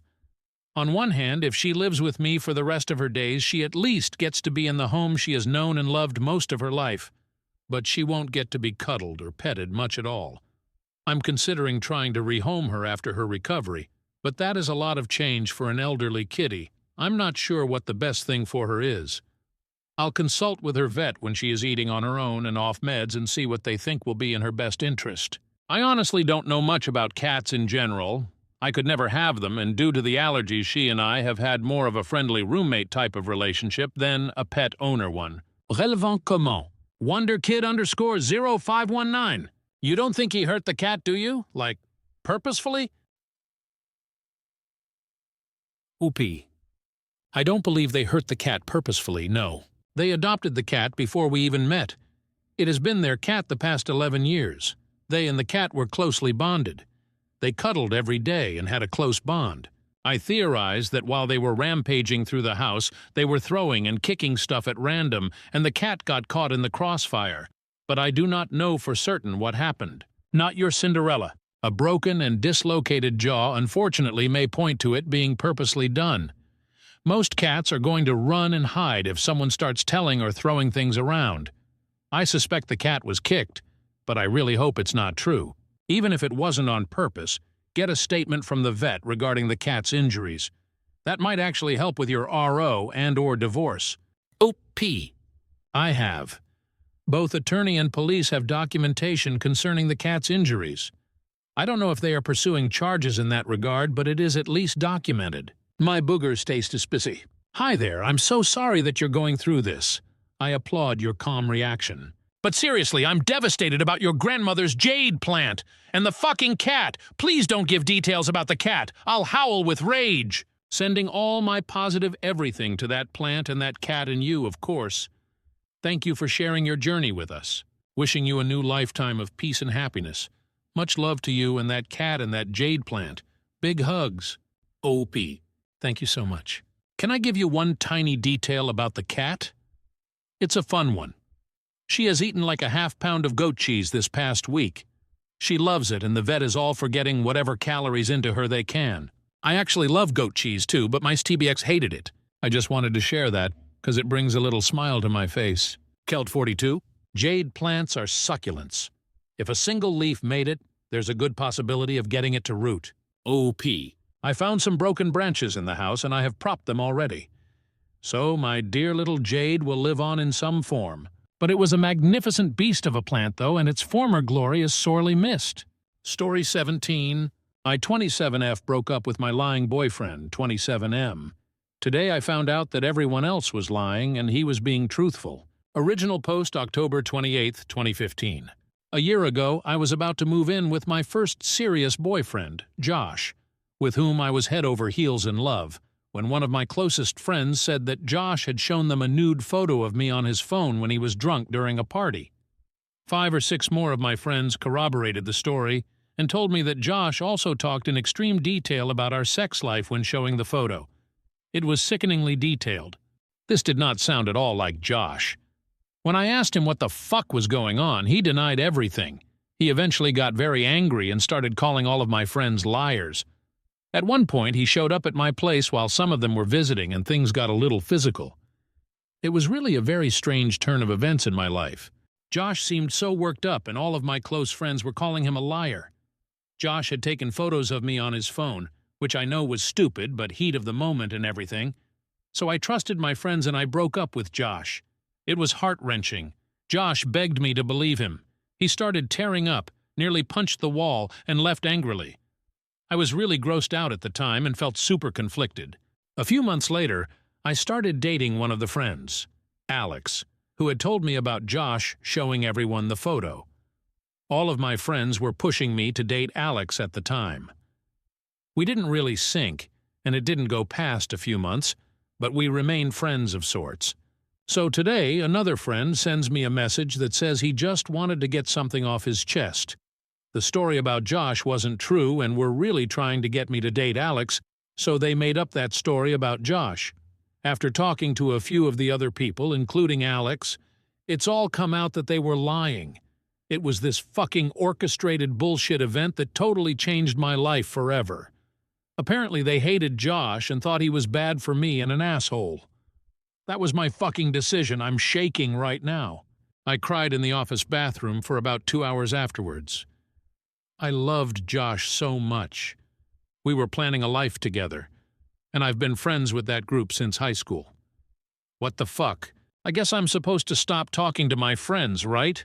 I cannot possibly come back from this and still talk to them, right? This basically nukes my group of friends, but how could I ever even look at them again? Also, I need closure with Josh. Can I call him? Should I call him? Should I unblock him on Facebook and message him? What do I do? Update November 6th, 2015. Even though everyone seemed to think this was a terrible idea, I sent Josh an email on Friday. I copied it here. Josh, I don't know if you are still connected to anyone on Facebook, but if you are, you probably already know why I am sending this. And I know it is totally unfair and selfish to contact you, but I cannot imagine going through the rest of my life without apologizing. So before I say a bunch of embarrassing things, more than anything, I want to say that I am sorry I did not trust you. I'm sorry I let other people decide our relationship. I'm sorry for what I put you through. But I figure this might be my only chance to say this. So here comes the really lame, embarrassing stuff. I spent the past day thinking about the past year, where I would be if I had believed you, what my life would be like. Would we be engaged? Would we be married? I'm not over you. I want to try again. I'm not asking you to marry me, but if you ever find yourself thirsty, I would love to buy you a beverage of your choice. I want to talk to you again. I miss everything about our relationship. I miss you getting annoyed when I stole your French fries. I miss fighting with you over money. I miss making you breakfast. I miss watching The Office with you over and over and over. I miss you. My information is still the same. I would not blame you if you ignored and deleted this. Just know that I know I'm really sorry. So I sent it and tried to take my mind off of it. Just writing it and sending it was extremely cathartic. I spent Saturday morning sitting around watching old movies when someone rang my doorbell. Assuming it was Amazon, I ignored it and waited for the delivery driver to leave so that I could sneak out and grab the package. I was in my robe. After a minute or two, I walked over to the door and looked through the hole. It was Josh. Obviously, my heart leapt into my throat. I had been compulsively checking my phone for a response, but I was not expecting something like that. Everything in my house, including me, was pretty disheveled. I cracked the door, smiled, said hi, and told him that I had to get dressed really quick.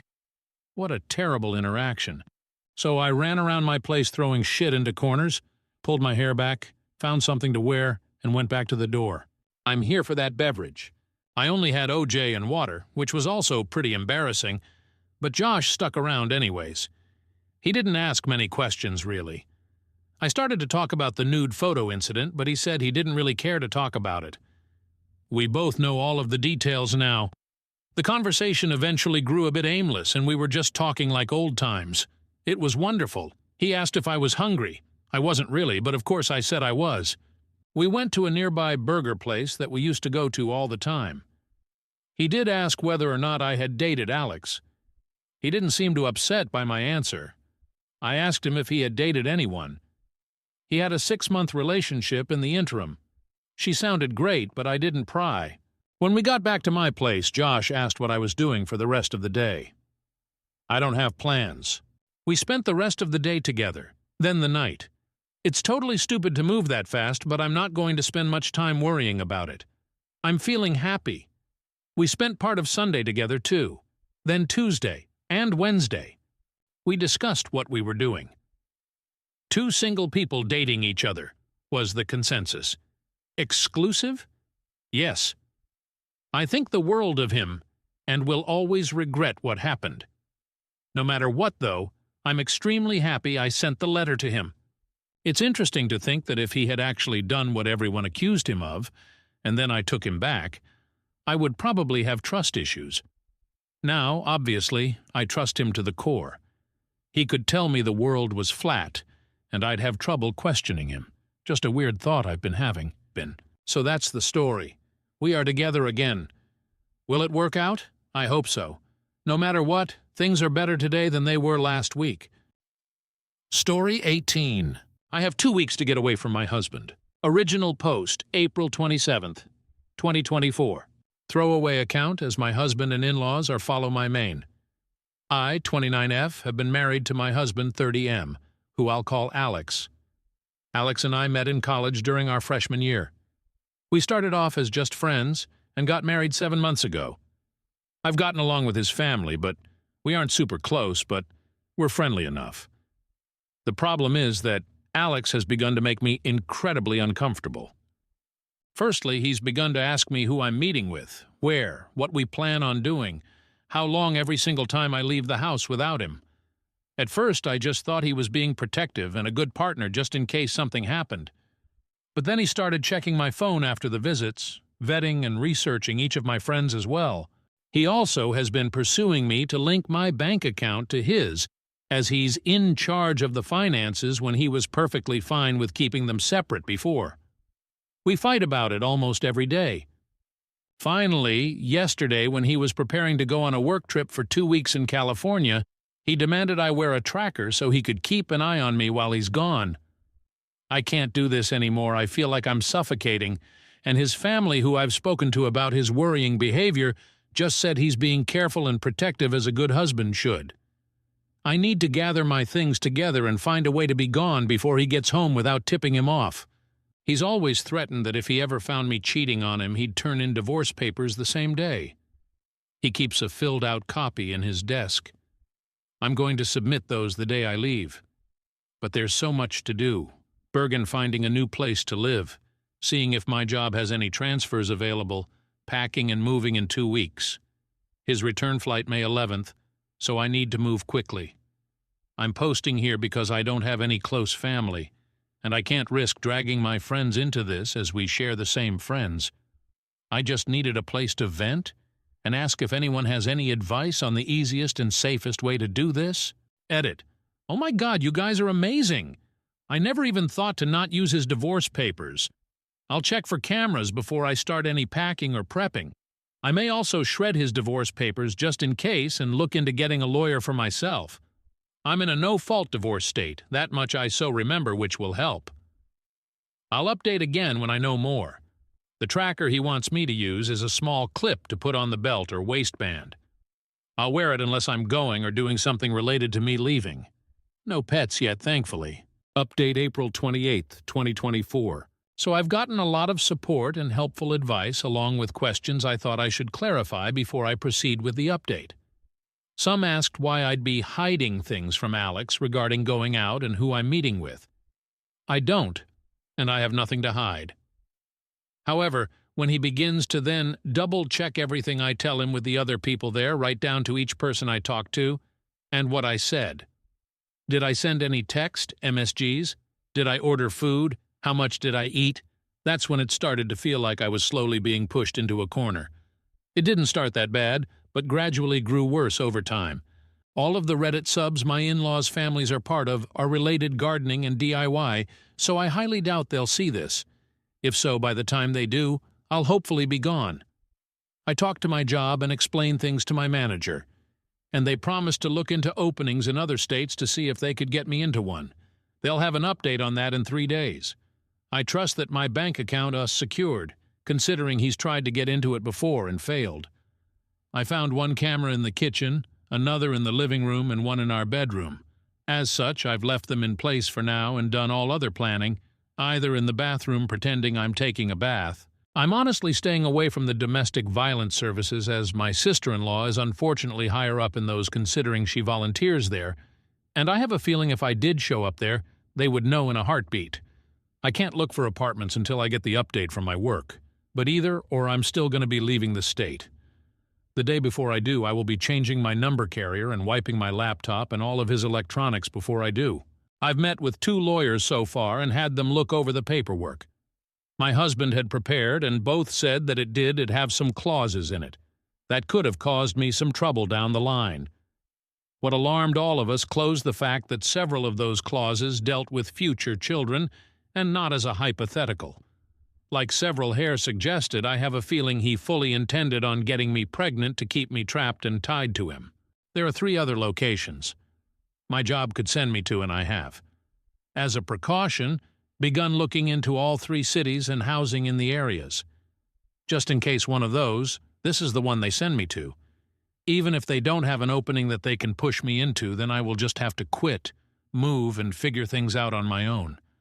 I have enough money to live and survive for a few months until I can pick up another job. Unfortunately, all of our friends are mutuals and would likely be unaware of the consequences of saying or sharing anything I do or say with my husband. I don't have any surviving close family, and obviously my in-laws are not a good resource to rely on. I am on my own, unfortunately, other than the wonderful bonds I've begun to make here. I will update again if I get more information or something else happens. Otherwise, I'll update when my work gets back to me. I do plan on leaving before he returns, though, just to make sure that I'm not anywhere near here at that time. Update to April 30th, 2024. Good news! My work has an opening I qualify for that will not only shift me across the country, but also comes with a salary increase as well.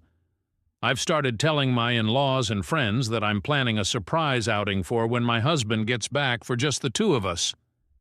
This way, people don't give me odd looks if they see me out and about.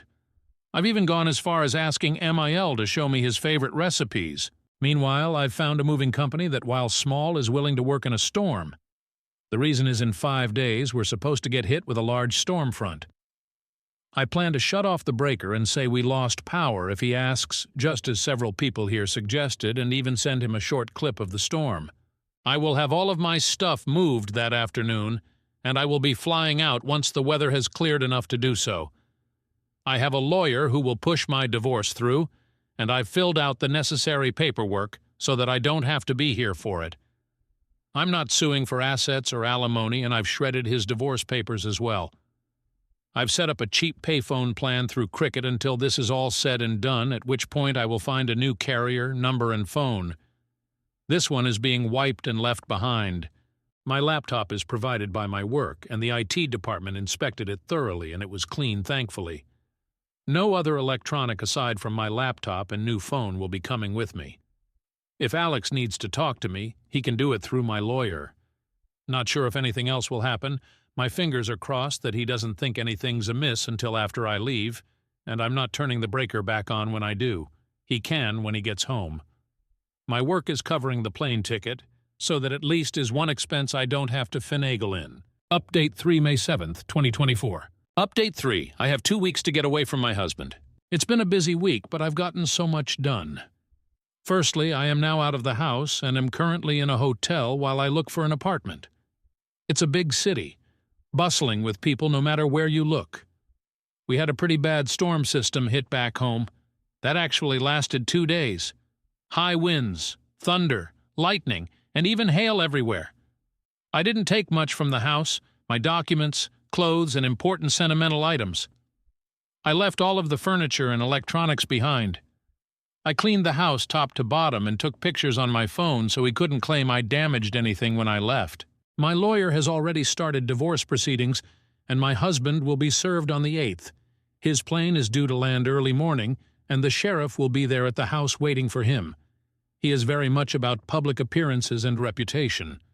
My lawyer will be calling him as well to inform him that I am more than willing to air out everything to the public about his actions if it means securing my freedom from him. I will go to court as long as I must to get this pushed through. I haven't told our friends or his in-laws yet. I will do that while he is on the flight to prevent him from getting wind of it before he's handed the divorce papers. I will be calling around and explaining why we're getting divorced, to try and prevent him from twisting this into somehow being my fault. I don't want him trying to claim I had an affair or something, so I want to get the truth out before he can twist this. I'm doing okay. I'm tired, but yet I feel almost jittery and off-kilter. I keep looking over my shoulder and monitoring what I say even when I don't really need to anymore. Hopefully that will fade soon. My work is covering the cost of the hotel, and I'm working on getting my other things in order. I also need to find a new GP as I want to get a full test, just to make sure everything is okay. I don't know when my next update will be, probably when the divorce papers are filed or if we have to go to court to push them through. I will try to keep my head up, but it feels like I'm in a whirlwind or something with so many things to do and think about.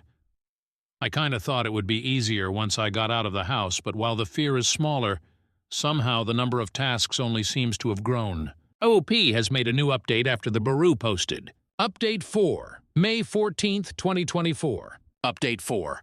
Sorry I haven't updated for a while. Things got hectic and a bit chaotic, honestly. Firstly, I'm working on getting an apartment still and have applications in at 3 different places and will hopefully hear back from them soon. I'm still going into work here at the new location, so I don't have to worry about burning through my emergency savings completely. I've gotten a lot of emails from Alex. his family and our old friend group asking question after question. I have only sent one return email to Alex, explaining that I don't believe we are truly compatible, and it is best we separate now. That his treatment of me when I'd done nothing to deserve as such was just as much of a deal-breaker as cheating was for him. I ended the email with the statement that I would not be contacting him further, and anything else he needed to pass on to me or vice versa would be done through my lawyer. For his family and friends, I just typed up one email outlining everything that had happened and why I left. I told them I wished them no ill will, but that such treatment of his wife and partner was not acceptable. That should Alex get remarried in the future, I wish they would help support both partners and not just Alex. Alex, from what my lawyer told me, was livid when he was served.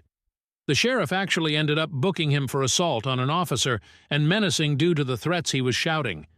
His father bailed him out in a few hours, but with the testimony of the sheriff, my lawyer believes I have a very good chance at getting a restraining order. Alex, upon returning to the house, apparently lost his temper again, breaking the dining table into pieces as well as the TV and putting several holes in the walls. At least that's what one of the emails from one of our friends reported as Alex called him to help him clean up the mess. My lawyer already has pictures of the house I took, with timestamps as evidence nothing had been damaged by me. My friend reported that Alex tried to claim I'd been the one to trash the house, but the holes in the wall were at head height. Alex is 6'3", and I'm 5'4 inches, so he knew that was false. Either way, taking the pictures definitely will help me sew again. Thank you everyone here for the advice, because I never would have thought of that on my own. My work won't share details of where I am, as I do work with some higher-end clientele who value security, and that information won't be gossiped about, and no, I'm not some stripper or escort. I deal with contracts, notary, and business management. As such, even if Alex tried to use my work to find me, he wouldn't succeed. Story 19. I purposefully order meat items so I don't have to share with my vegetarian friend. Original post January 12, 2023. I have a friend who is a vegetarian and very entitled. She believes that her money is hers and my money is ours. I love sharing food with friends. I eat almost exclusively family style, but I hate sharing food with this friend because she does not share food with me. To avoid confrontation, I have started exclusively ordering meat items whenever we eat together. Recently, we went out to eat and I ordered chili cheese fries and I added steak. My friend interjected and asked if we could get the steak on the side so we could share. The waiter was like, sure, and I kind of just stared blankly, silently fuming. But then, when the fries came, I immediately dumped all the steak on the fries and started mixing. She was like, wait. And I said, oh, oops, sorry, and continued eating. She said she would have ordered more food if we weren't sharing, and I said, well, then order it. But she didn't because she was trying to save money. She ate her sad salad and kind of passive-aggressively said, man, I wish I had some fries with this too. I ignored the tone and just responded cheerily, you should get some, they're good. Hopefully she gets the hint soon. Edited. Okay, I'm sick of saying this, but this person does not respond well to criticism. Friends have tried and failed to bring up issues about money with this person before. It does not end well. I am prioritizing my own mental health over being mature and doing the right thing. Go watch an after-school special. How do I add a flare? No more advice, PLZ. This is a vent. Relevant, come on! JoJo's_universe_. Genuine question. Has anyone ever expressed that it annoys them when she does this? Sometimes people don't realize they're being annoying. If you haven't already, I would try to set the boundary that you don't mind sharing food if she also shares food. Tell her that you understand she needs to save money, but that it doesn't mean that you can afford her to keep eating your food too. If she doesn't take it well, that's a sign to distance yourself. If she apologizes and works on it, it could be genuine ignorance. OP. Yes, there have been multiple attempts at boundary setting in the past, all the way from when we were little. That is when I learned that most people would rather keep the peace by placating the dramatic person rather than hold the dramatic person accountable. She is manipulative. There was a whole issue at prom where she didn't pay her share for the limo. The kid who did would not let her on, she cried. The kid's parents felt bad and covered for her, made the kid apologize. She always has a sob story. She is always the victim. I have even offered her to apply for a job in the past where I work, as a busser, because I too thought she just needed help. BC again, she is manipulative, before my eyes were opened. She said to my face, "I could never bus tables. Is there a host position open?" This isn't her only thing. She is manipulative and selfish in every single way. Some people see it, some people don't. And until everyone sees it, I'm not going to be the hero that calls her out on it. Update March 22nd, 2023, 2 months later. My post blew up and lots of people asked for an update. Nothing too interesting happened until last week, so here it goes. TLDR of last post. Mooch, vegetarian friend who likes to steal food but doesn't like to share, keeps stealing my food, so I purposefully order meat items to not share. Update. Long story short, I'm no longer friends with Mooch. Another instance happened that was the catalyst for me. But I didn't make a dramatic show of anything. I just slowly stopped going on outings where Mooch was invited. All of my friends seem to think Mooch isn't that bad, so they weren't really wanting to ice her out for me, which is totally understandable. But unfortunately means I stopped hanging out with most of my friends. That is until last week. My friends had planned a short spring break trip to Mexico. I didn't go because Mooch was invited. I even warned them that Mooch was going to make it miserable, but no one listens to me. And shocker to everyone except for me, the trip was awful. She didn't pay for a single thing. She still owes people her portion of the Airbnb and gas money for the drive. Additionally, she had a sour mood anytime plans didn't go her way. Example, group wants to go to the markets, Mooch wants to go to rent a boat, majority rules they go to market, Mooch has a giant frown and makes sure everyone is aware she is having a bad time. One night, everyone went clubbing. She got tired and wanted to go home. No one wanted to go with her. She was waiting around with her giant frown, clearly wanting someone to leave with her so she didn't have to pay for the Uber. She finally orders an Uber for herself. After the Uber arrives, 2 girls decide actually they are tired too, so they take the Uber with her. She had the audacity to Venmo request them money for the Uber after having not paid for anything else the entire trip. And one of the girls she Venmo requests was the one that paid for the Airbnb that she still had not paid her back for. For the record, everyone else took turns paying for Ubers. No one Venmo requested each other for that. This was the first and only Uber Mooch ever paid for. That girl immediately starts a group chat with a couple of people on the trip, and me with my favorite thing to hear, OMG OP, you were right. Then I got to sit back and just watch as everyone word vomits to me everything terrible that happened on the trip. So it sounds like these 5 people plus me is done with her. Not sure how the rest of the group feels, but at least I have 5 people I can hang out with regularly again. Top comments. Bakugas Poopy Asshole, responding to a deleted comment. Clearly, you've never had a long-term toxic friend or relationship before because you'd know how hard these habits are to break. They've known each other since childhood, and it's hard to set boundaries with someone like this when they are repeatedly broken. Plus, she never said that not going on that trip made her miserable. Quite the opposite, actually. Also, did you ever consider that OP might be the one with money problems? Maybe, just maybe, she doesn't want to hang out with someone who thinks OP's money is also hers. OP. It's not even the money problems, even though, yes, that's at the forefront. It's that she expects everyone to serve her and cater to her feelings all the time. She wants final decision-making for all activities while not paying. It's the fact that I have to drive her everywhere, but I'm also not allowed to leave until she's ready. Like fuck if not wanting to spend time with her makes me mean. I'd rather be mean than continue being a doormat. Okay, Marionberry 4132. Ah, karma is a dish best served with meat if you asked me. I'm glad they all woke up. I hope she's lonely with her sad salads.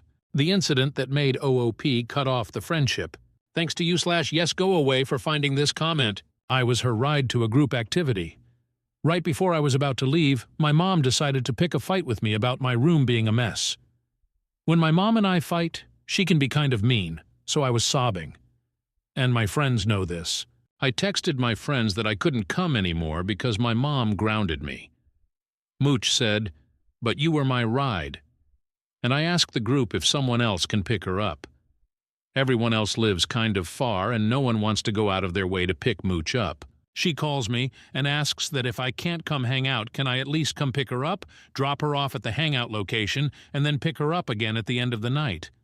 She even said, "I feel like your mom would understand you made the commitment to drive me." I just said no, and to her credit, she accepted it, and then ends with, "Well, that sucks. I hope you feel better. BC, she can tell I've been crying." That was just the final straw for me. Story 20.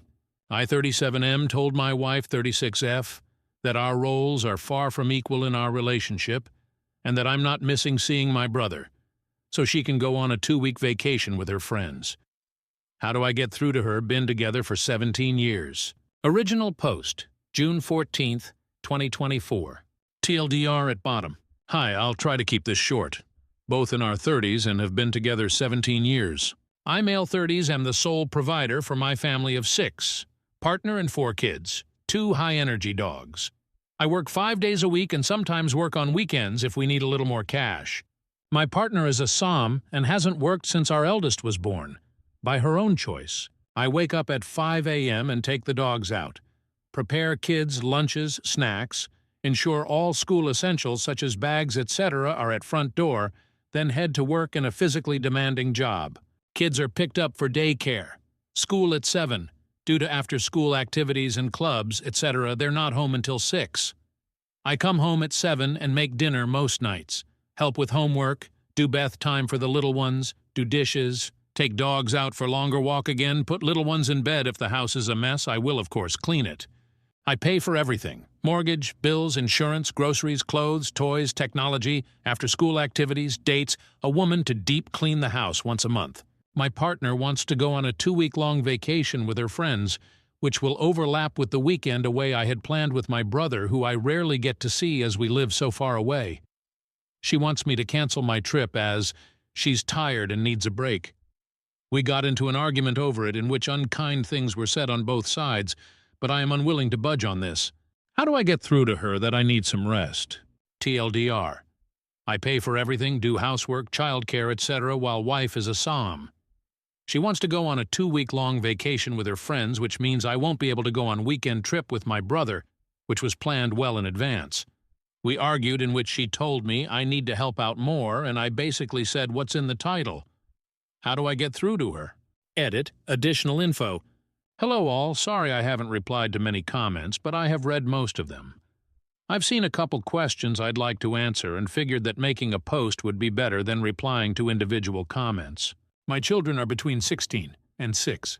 My wife doesn't take anyone to their clubs, activities. Younger children's school finishes at 3 p.m. Their clubs are in the school. Older kids' school finishes at 3.30. They stay in a club until 4.30 and then go to a youth group with their cousins until they come home. My eldest make their way to and from school on their own, while my youngest are picked up and dropped off. Kids are, of course, able to eat breakfast at home, but often enjoy eating with their friends before school starts at 8. My wife doesn't walk the dogs because she doesn't like to, and frankly, they don't like her. I enjoy my time walking the dogs because it allows me some time to think. We have a large yard with dog houses, toys, and some agility equipment for them to use while I'm gone. They also get mental stimulation through Kongs and puzzle toys which have been prepared and stored in the freezer. What does my wife do all day? Honestly, she's not isolated. She often tells me of things she's done with her friends, sister, mother, etc. She goes to the gym, does, and enjoys hobbies such as embroidery, knitting, and some jewelry design. She changes what she likes to do, says it keeps things fresh. Housework-wise, she does the laundry. I fold and distribute later. She will give dogs water and prepared meals, enrichment. We have those robot vacuums and air purifiers to deal with the dog hair, but my wife will vacuum if heated. I wipe countertops, put dishes in dishwasher after meals. Older kids take care of their own rooms, bathrooms for an allowance. Have you ever not truly noticed something until it's right in front of your face? I was so mad because I wanted to go see my brother and she wanted to go on vacation with her friends. Yes, she wants me to pay for it, And things have been like this for so long that I didn't see how unfair and imbalanced things were until I truly started to look at how our duties were distributed. You've all given me a lot to think about. I'll answer some comments later. Update, July 2nd, 2024. Update. I 37M told my wife 36F that our roles are far from equal in our relationship and that I'm not missing seeing my brother so she can go on a 2-week vacation with her friends. How do I get through to her? Been together for 17 years. Here is the update. It's not good, it's not totally bad either, because apparently I've sprouted a backbone. A lot has happened and I feel like my world is falling apart. This will be long. The following few paragraphs are some more background. The update will be marked with update, so you guys can find it faster. TLDR at bottom. Some of you have suggested that I enable her behavior, and I'd like to address it, to explain how things got this way to begin with.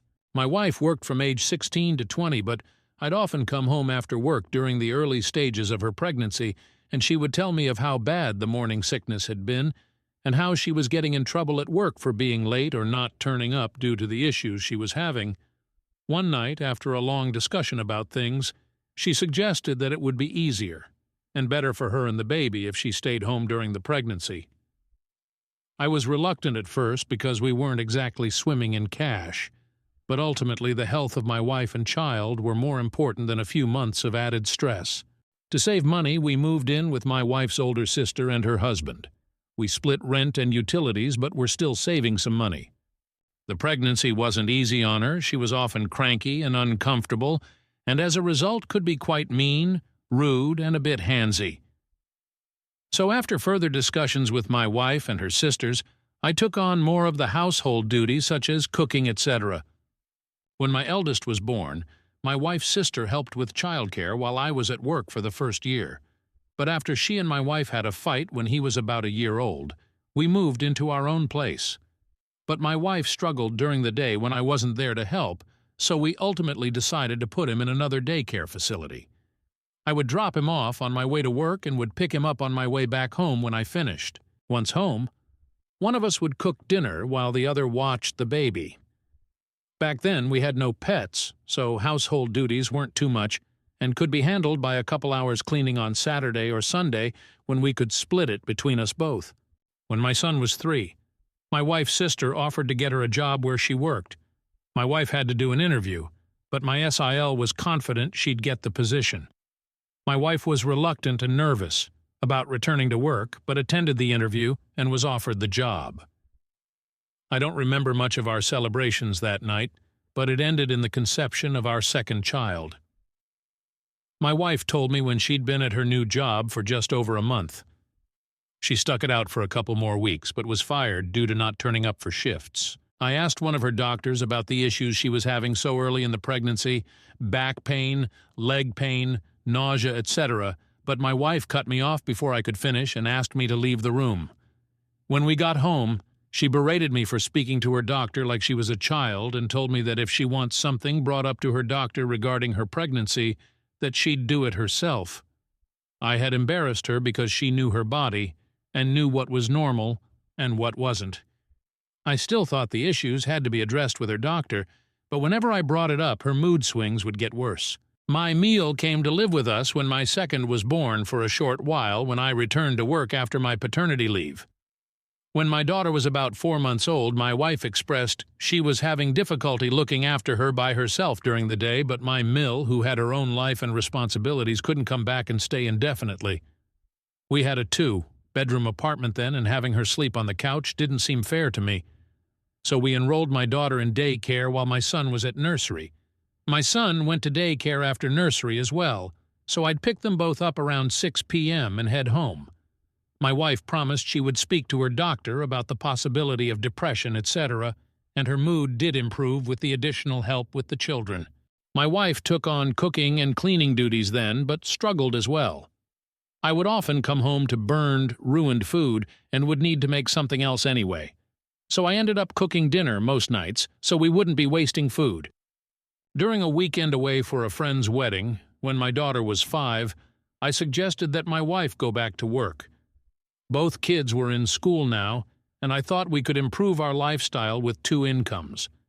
We had recently bought a house because the apartment was too small for us and the children needed their own rooms. She seemed hesitant, which I understood after being out of work for so long, but she agreed. She applied for several positions but had no luck with interviews or callbacks. We found out she was pregnant with our third not long after that, and returning to work was put on hold again. The pregnancy was difficult as expected, but again my mill came to stay when I had to return to work. She stayed for a while, but had to return to her own home eventually. Before she left, my wife told me that she feared she would struggle with our second daughter, just as she had the first two. I tried to reassure her, but she seemed to become insanely depressed the second her mother left. I would return home with the 8- and 5-year-old to a screaming baby and nothing done around the house. Her mood and actions affected the entire house. So reluctantly, I put her second daughter in daycare as well, but I told my wife she had to talk to her doctor and that we'd no longer be having any more children. She was, and we had a huge fight about it. But I got a vasectomy, and she accepted it. We've always used protection. My wife is on birth control, and I always use condoms, but given that it had already failed twice for us, when my first was conceived after my 21st, I was so drunk, I don't think I wore one. Our second after celebrating her new job, and our third at our friend's wedding, I didn't want it to happen again. But obviously the universe had other plans for us, and our third daughter was born 2 years after our second when we were celebrating a promotion I'd gotten at work. Obviously, this is a brief summary of events, and there have been several other moments through the years when I've suggested she go back to work. But I thought I'd try to provide further background for those who are curious about how we got to where we are. Someone asked if my wife has had a break recently. She has never taken 2 weeks away before, but she goes away a couple of times every year for weekend trips with family and friends. The longest she has been gone is a week. In regards to the dogs, and why they don't like her, she doesn't like them. She thinks the mental stimulation I provide through Kong toys, games, puzzles, etc. is unnecessary, but freaks out if their energy levels are too high. One is a German Shepherd, which I was gifted for my birthday, and the other is a German Shepherd Malinois mix my wife brought home because she thought our GSD needed a friend. Yes, they have been to training and were originally in doggy daycare for the first couple years. On to the update, suppose. Update. So, as one of you suggested, I took a day off of work. I genuinely wasn't feeling too good either, but I intended to speak to my wife about the situation NQW while the children were at school. Kids all left for school by 7-ish. My wife came downstairs at 11:45 and seemed very shocked to see me. She asked what I was doing at home, and I explained I took a sick day as I wasn't feeling well.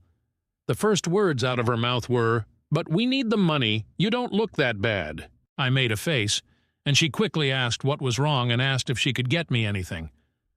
I asked for a water, and we sat on the couch, but soon her phone rang and she went off into the kitchen to talk. She came back a while later and asked if I wanted to get something to eat, and I said we could make something from the kitchen. She said she wanted to go out, and I said we could order takeout, but I wasn't in the mood to go out.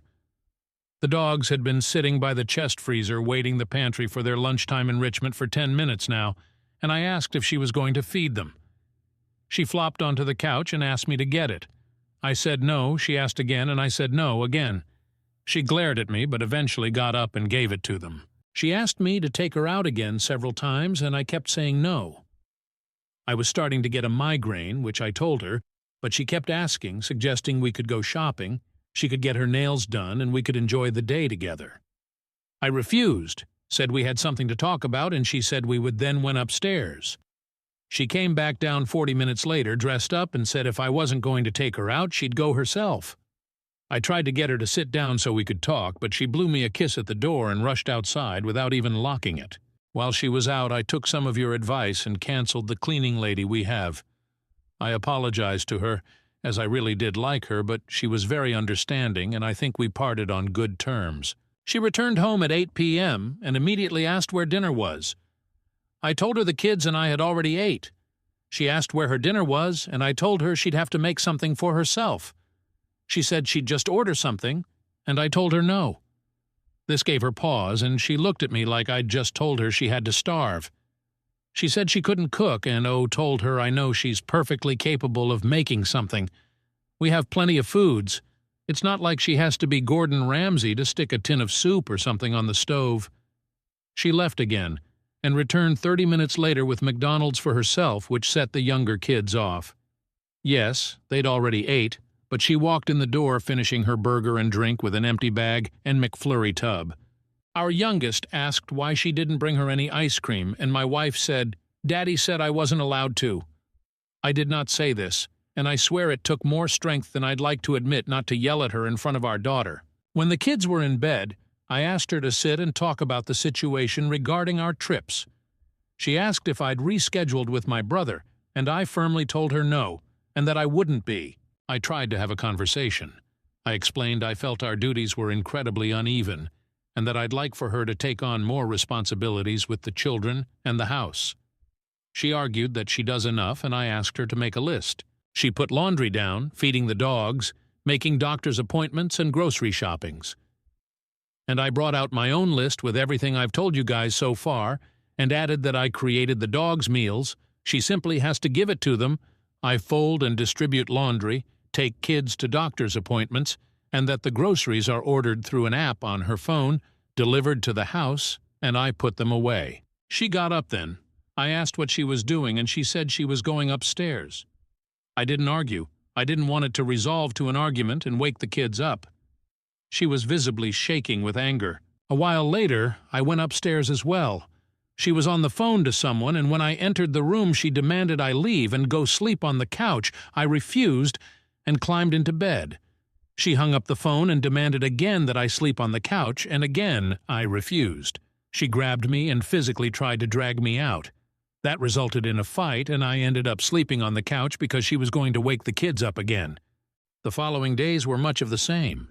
I have stopped folding and putting away her laundry. I do it for myself and the younger kids, and my two oldest take their piles and put them away themselves. I still cook for the kids, but have told my wife that she has to make her own meals. Petty, I know.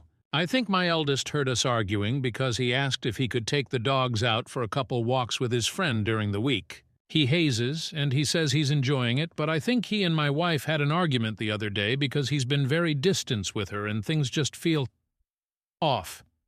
He's asked me about 3 times if I love him, of course I've told him there is nothing he could ever do to make me not. Yes, I've tried to talk him about it, but he doesn't want to talk yet, and I need to respect that. I think pushing him could be a mistake. Thursday night, my wife asked if we could have a drink as I had to leave on Friday to see my brother. I had ones, but honestly it went right to my head and honestly just wanted to sleep. She kept trying to initiate sex, but I wasn't in the mood. I woke up Friday morning and my wife was gone. So was her suitcase. I've texted and called, but there's been no answer other than a text telling me we'd talk about it when she's back. She ignored me and went on her trip regardless, and I am furious. I have left her some cash in the bank account. She has the card too, but have removed everything else into another account. I had to call my brother why I wouldn't be coming to see him, and he arrived here on Saturday with my nephew and 2 nieces. The house is very full, but honestly it feels more open than it has in a long, long time. The kids seem relaxed, and so do the dogs. I don't know what will happen with my wife, but I am done. I can't afford a lawyer right now, and unfortunately I don't know any who could give me a deal or do me a favor, but this marriage is over. It should have been a long time ago. TLDR. Wife and I talked, had an argument, she went on trip regardless, and my brother is here with his family. This sub only allows 1 update, so if I post anything further, it will be on my own profile. Relevant. Comment. OOP on if his wife might have undiagnosed health problems, including PPD. OP. I spoke to her doctor about the issues she was having because she would not. He asked her what was happening, how she was, and she would say the pregnancy was fine. She was having no issues yet at home. All I got was how hard things were, how ill she felt, how sore she was, screaming, yelling at me. I went into the bed because I am 6.5 and work a physically and mentally demanding job. It is not good for my body to sleep on a 2-seater couch. I wanted to sleep as I had work in the morning, She escalated and got physical, not me. She made the argument worse, not me. Undiagnosed PPD? She has been to her doctor who had diagnosed her with nothing. She told me so herself. And as for me knocking her up? It takes two people to create a child. We do not live in America, and my wife is pro-choice. If she wanted to terminate, she has the ability to do so. I told her after our second was born that I didn't think having more kids was a good idea, and she insisted. I said the same thing after our third and after my vasectomy, and she lost her mind. Let her go on vacation and feel like herself for the first time in forever. Did she not feel like herself when she went on multiple weekends away last year with her friends? Does she not feel like herself when she's hanging with the girls for lunch dates through the month? Do you know the last time I saw my brother in person? Before the pandemic. He is here, so support me. If you want my wife to go on vacation so I can't, then it's perfectly reasonable that my brother can come to the home I pay for when I need him. Are you my wife? Update in comments. July 2nd, 2024, same day, 6 hours later. Slight update. I'm not going to add this to the post as it's already long enough. Please excuse any spelling mistakes as I'm so tired. Thank you all, but I'm not in America. I know a lot of you have suggested I message her telling her I'm going to divorce her, etc., but I think I'm going to play it cool, act like I've accepted her decision so she's not on guard. I know she said something to my son, but he won't tell me what it is, and I feel like if I push him to, he might not ever. But my nephew and him are hanging out a lot. They're close despite not seeing each other much, so I'm hoping he might confide in him and maybe open up. I'm not just letting this go. We will talk, but I don't want to push him too much. I am not a lightweight. I can drink. But I have been exhausted, and I mean very exhausted for some time now. And I think that maybe that's why I passed out after having one drink. But I would be lying to myself and to you if I said I wasn't suspicious. I am suspicious of a lot now. I swear I'm not an idiot. But I really feel like one now.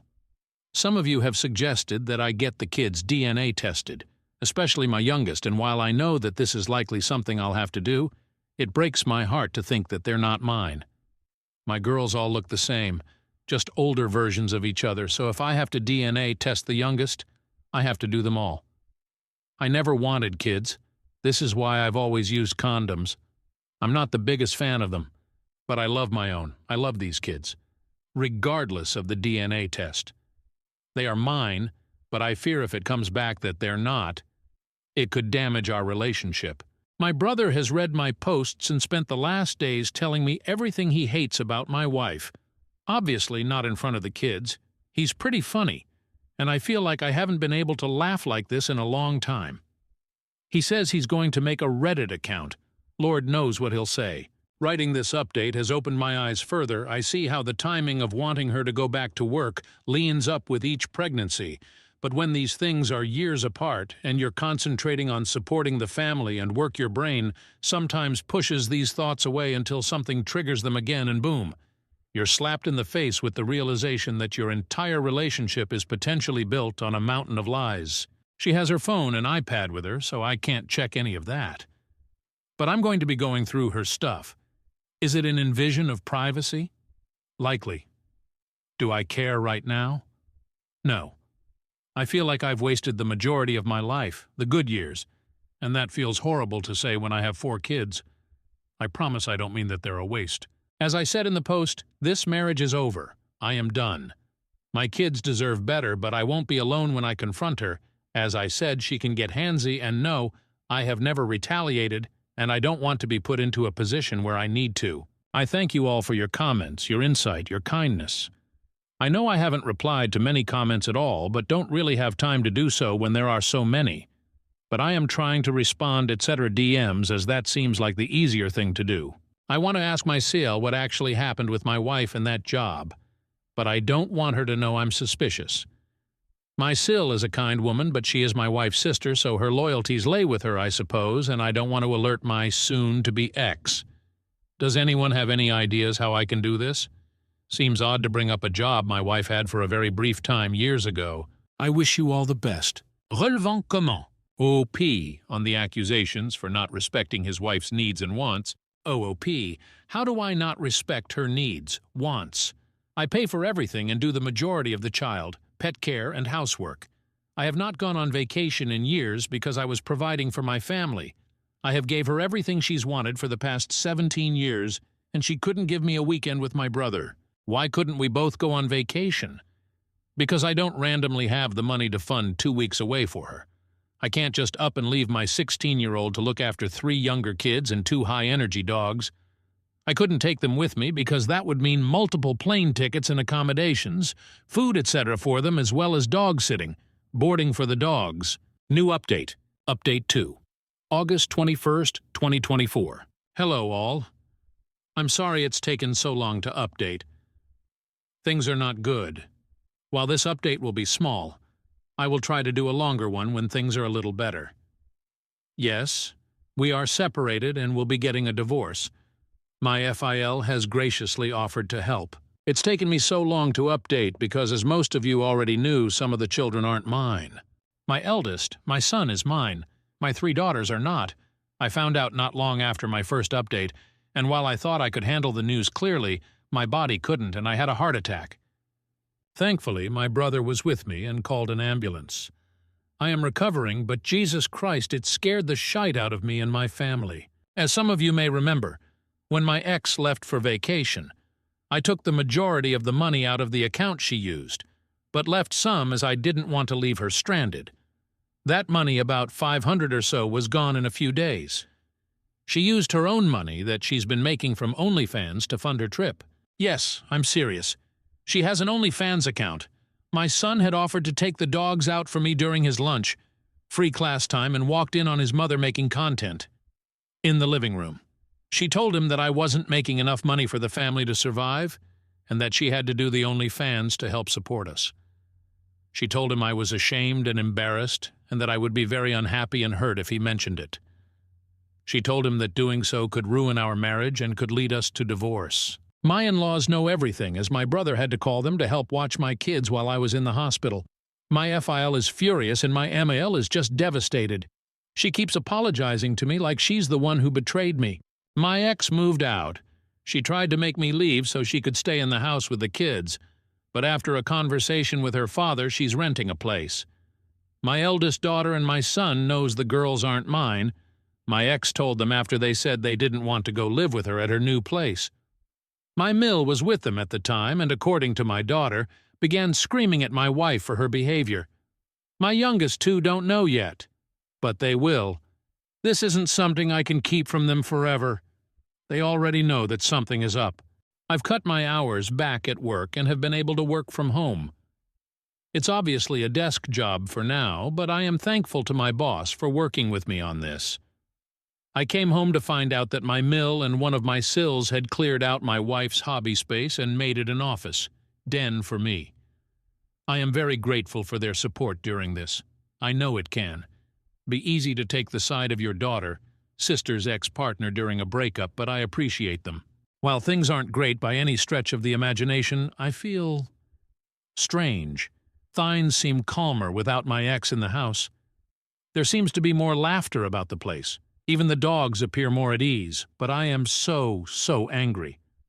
Which obviously isn't good for my heart, but I've wasted a huge chunk of my life raising kids that aren't mine in a marriage that was fucked from the beginning.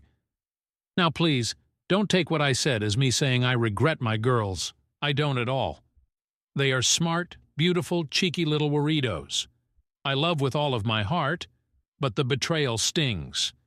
The fact that I've been working my ass off for years and she's been making thousands on OnlyFans and been keeping it to herself stings. I am ashamed, humiliated, embarrassed, angry, relived. It's a mess of M-toins in my head, but I know I'll get through it. Hopefully I need to for my kids and dogs. Story 21. I, 17F, have celiac disease. My new friend group, 1622F/M, thinks I'm anorexic and plan on having an intervention. Original post July 20th, 2015. A little background. My parents divorced when I was very young. My mom got me for most of the year, and my dad got me for the summer. I hated going to my dad's house, partially because he was very stubborn and rude and always had to do things his way, but also because every time I went to my dad's house, I got violently sick. Nausea, rashes, pain, muscle cramps, and then when I got older, I'd start missing my periods. TMI? I went to a doctor, but he said it was a psychosomatic problem related to stress and directed me to see a therapist. My dad didn't let me see a therapist because he thought it was total crap. My mom took me to one a few times, but by then my symptoms had cleared up, so we couldn't tell if it helped at all. One thing that really pissed me off was that my dad ate a lot of junk food and drank soda instead of water, and he mocked me mercilessly if I tried to eat healthy. I think it reminded him of my mom because she's always been a bit of a health nut. I would sneak carrots into the house, and if he found them, he'd throw them out. At my mom's house, I'd eat vegetables and organic chicken. Sometimes a food would make me feel sick, but I'd just stop eating that food and it was fine. I got into the habit of turning down any food offered to me because I didn't know if it was safe. I just explained it away as being a picky eater. And then, when I was 16, a new girl moved to my school. I became friends with her, and after a couple months I noticed that she avoided all the same foods as me. I mentioned it in passing, like, "Hey, isn't that weird?" And she got concerned and told me that she had celiac disease and I should get myself checked. I got checked, and sure enough I had it. Everything suddenly made sense. I was so excited to finally understand what was wrong that I told everybody I knew. I told all of the people who I thought were my friends. And they didn't really react well. They acted fine at first, but I noticed that they were all doing the slow fade on me. I confronted my closest friend about it, and she said that they all thought I was faking it for attention. They'd only heard about gluten-free diets as a stupid fad. I broke down crying and told her all about how horrible I felt when I had to go to my dad's house and how I couldn't believe that she didn't believe me, and she was horrified. She turned around and became my biggest supporter. She talked to the others, but they still thought I was full of shit and feeding her lies, so we decided it was best to break it off with them. My birthday is in August, so I had 2 more summers with my dad left to go through after I found out. He took the revelation about my disease even worse than my ex-friends. He would scream that I thought I was better than him, and I was making up medical problems because I wanted to be special, and that he wouldn't put up with that shit. I offered to take him with me to the doctor, but he said that doctors are scam artists, and he didn't believe anything they said. It was horrible. It got to the point where he started sabotaging my food and cursing at me when I got sick. So I've gotten pretty wary about telling people about the disease. Between my personal experiences and hearing people make fun of gluten-free food on TV and the internet, I've decided I'm not comfortable with telling new people. I know that's cowardly, but I'm so afraid of what people will think of me. This is my last summer with my dad, and it's the last summer with my dad. He can rot in hell for all I care. He treats me like shit. I've only got to tough it out for another few weeks. That's not my problem. I can already hear your advice about leaving my dad's house or calling CPS, and respectfully, I've made my decision that it's easier just to stay for the next 3 weeks and then leave forever. Please don't focus on that part. This is the problem I need help with. My best friend and I have made a new group of friends. They're great people, really fun. We play role-playing games every weekend. We've been hanging out since May. There's 10 or 11 of them, depending on whether you count this guy who doesn't regularly attend games. My best friend approached me yesterday and told me that the rest of the group has been talking behind my back. They've put together the fact that I constantly turn down food and that I'm very picky about what I eat, and that I've been getting thinner and acting sick because I've been living with my dad, and come to the conclusion that I have anorexia. They're planning on staging an intervention for me next weekend. Guys, I don't know what to do. This is such an awkward situation. I know I should tell them, but I'm so scared they're going to reject me. They've already got this idea in their heads about what's wrong. At this point, I'm afraid they'll think I'm just making excuses, and I've been burned before.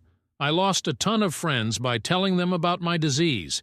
Yeah, they were dicks, but it fucking hurt. How do I do this?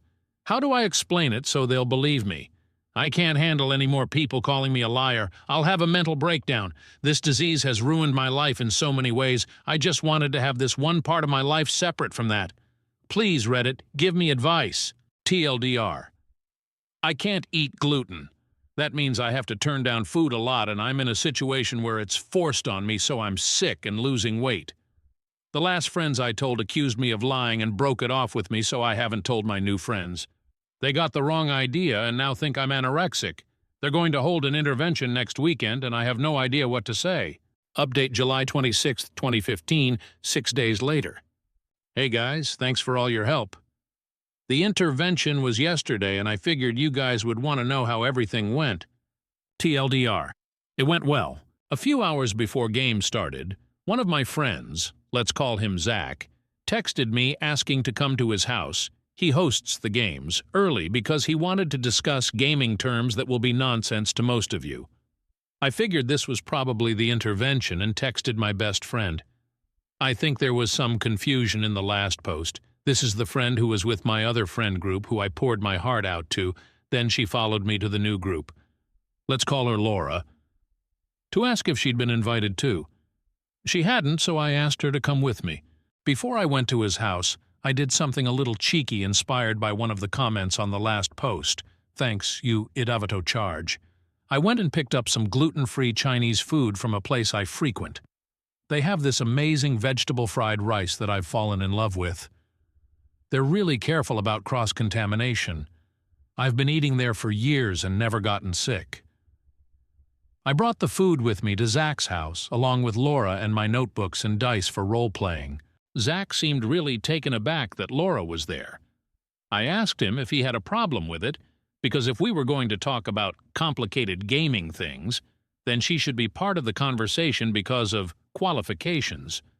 I'm really sorry, I'm trying not to drop a crapton of gaming jargon on y'all. He awkwardly said that it was fine. Then I said something like, "Is it all right if I eat something while we do this?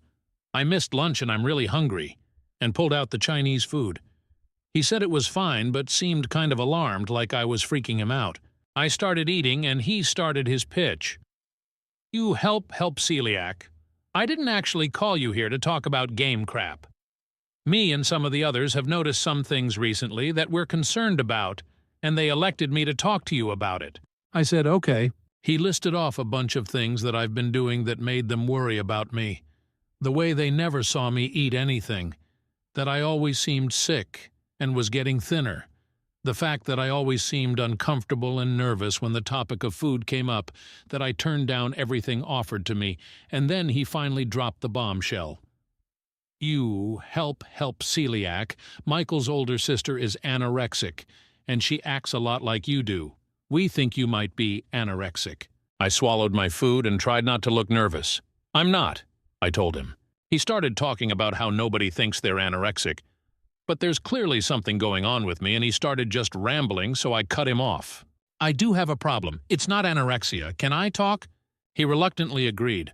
I think he was afraid I was going to say that I was too fat, and my problem was that I needed to lose weight or something.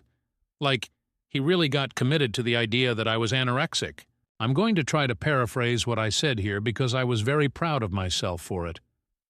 I know I'm losing weight in an unhealthy way, but it's not on purpose. I have a disease that means I can't eat grains like wheat, barley, and rye. When I do, I get very sick and my body starts ripping up my stomach and I can't digest much of anything, even things that don't have those grains in them. It's not just an allergy, it does serious long-term damage to me. If I ate a piece of bread, I would break out in rashes, I'd start throwing up. And I might get stuff that seems unrelated like horrible muscle cramps. When I turn down food, it's because you guys offer me stuff like Doritos and PB&Js. If I ate that stuff, it would make me violently ill. I turn it down to keep from making my health problems even worse. And the reason my symptoms have been popping up and I've been getting sick and losing weight is that right now I'm living in a family situation where I'm forced to eat the foods that my body reacts badly to. When I first met you guys, I was living with my mom, and she accommodated me really well. But right now I'm living with my dad, and he sabotages my food because he thinks I'm making my disease up and that my doctor is a fraud. Zach took out actual note cards and looked through them. He literally had a script for the intervention. That's what I get for hanging out with the kind of dramatic people who play tabletop RPGs, I guess. He was quiet for a really long time. Then he had a few questions. But then why do you turn down like Coke? Because Coke is nasty, but I didn't want to complain and make you guys buy root beer just for me. 2. Why didn't you just tell us this stuff? Laura took this one and explained what happened with our last friend group. 3. Okay, so like what would I probably have in the house right now that you'd be willing to eat in front of me? I wanted to facepalm at this one. I asked if he was serious. He was. I don't know. Have you got celery? He shook his head. Yogurt? Nope. An apple? Nope. Seriously? He nodded. Have you got some freaking popcorn, like air-popped popcorn? That he did have. So I ate some popcorn in front of him, and he finally seemed to accept what I was saying. He awkwardly changed the subject to gaming things, and we talked about that until the rest of the group started to show up. When Michael got there, Zach took him aside and started talking to him in a way that I guess they thought was subtle. They kept looking over at me, and they weren't keeping their voices down very well. Michael asked if I seemed defensive, and Zach shrugged and said, "Not really." I pointedly ate popcorn for the rest of the game. Michael texted me after the game and apologized for assuming that I was anorexic and asked what snacks they could put out for me. I actually cried a little bit. I was worried about getting kicked out, but they immediately moved to accommodating me. They're nice people. So everything worked out fine. Sorry for the anticlimax. P.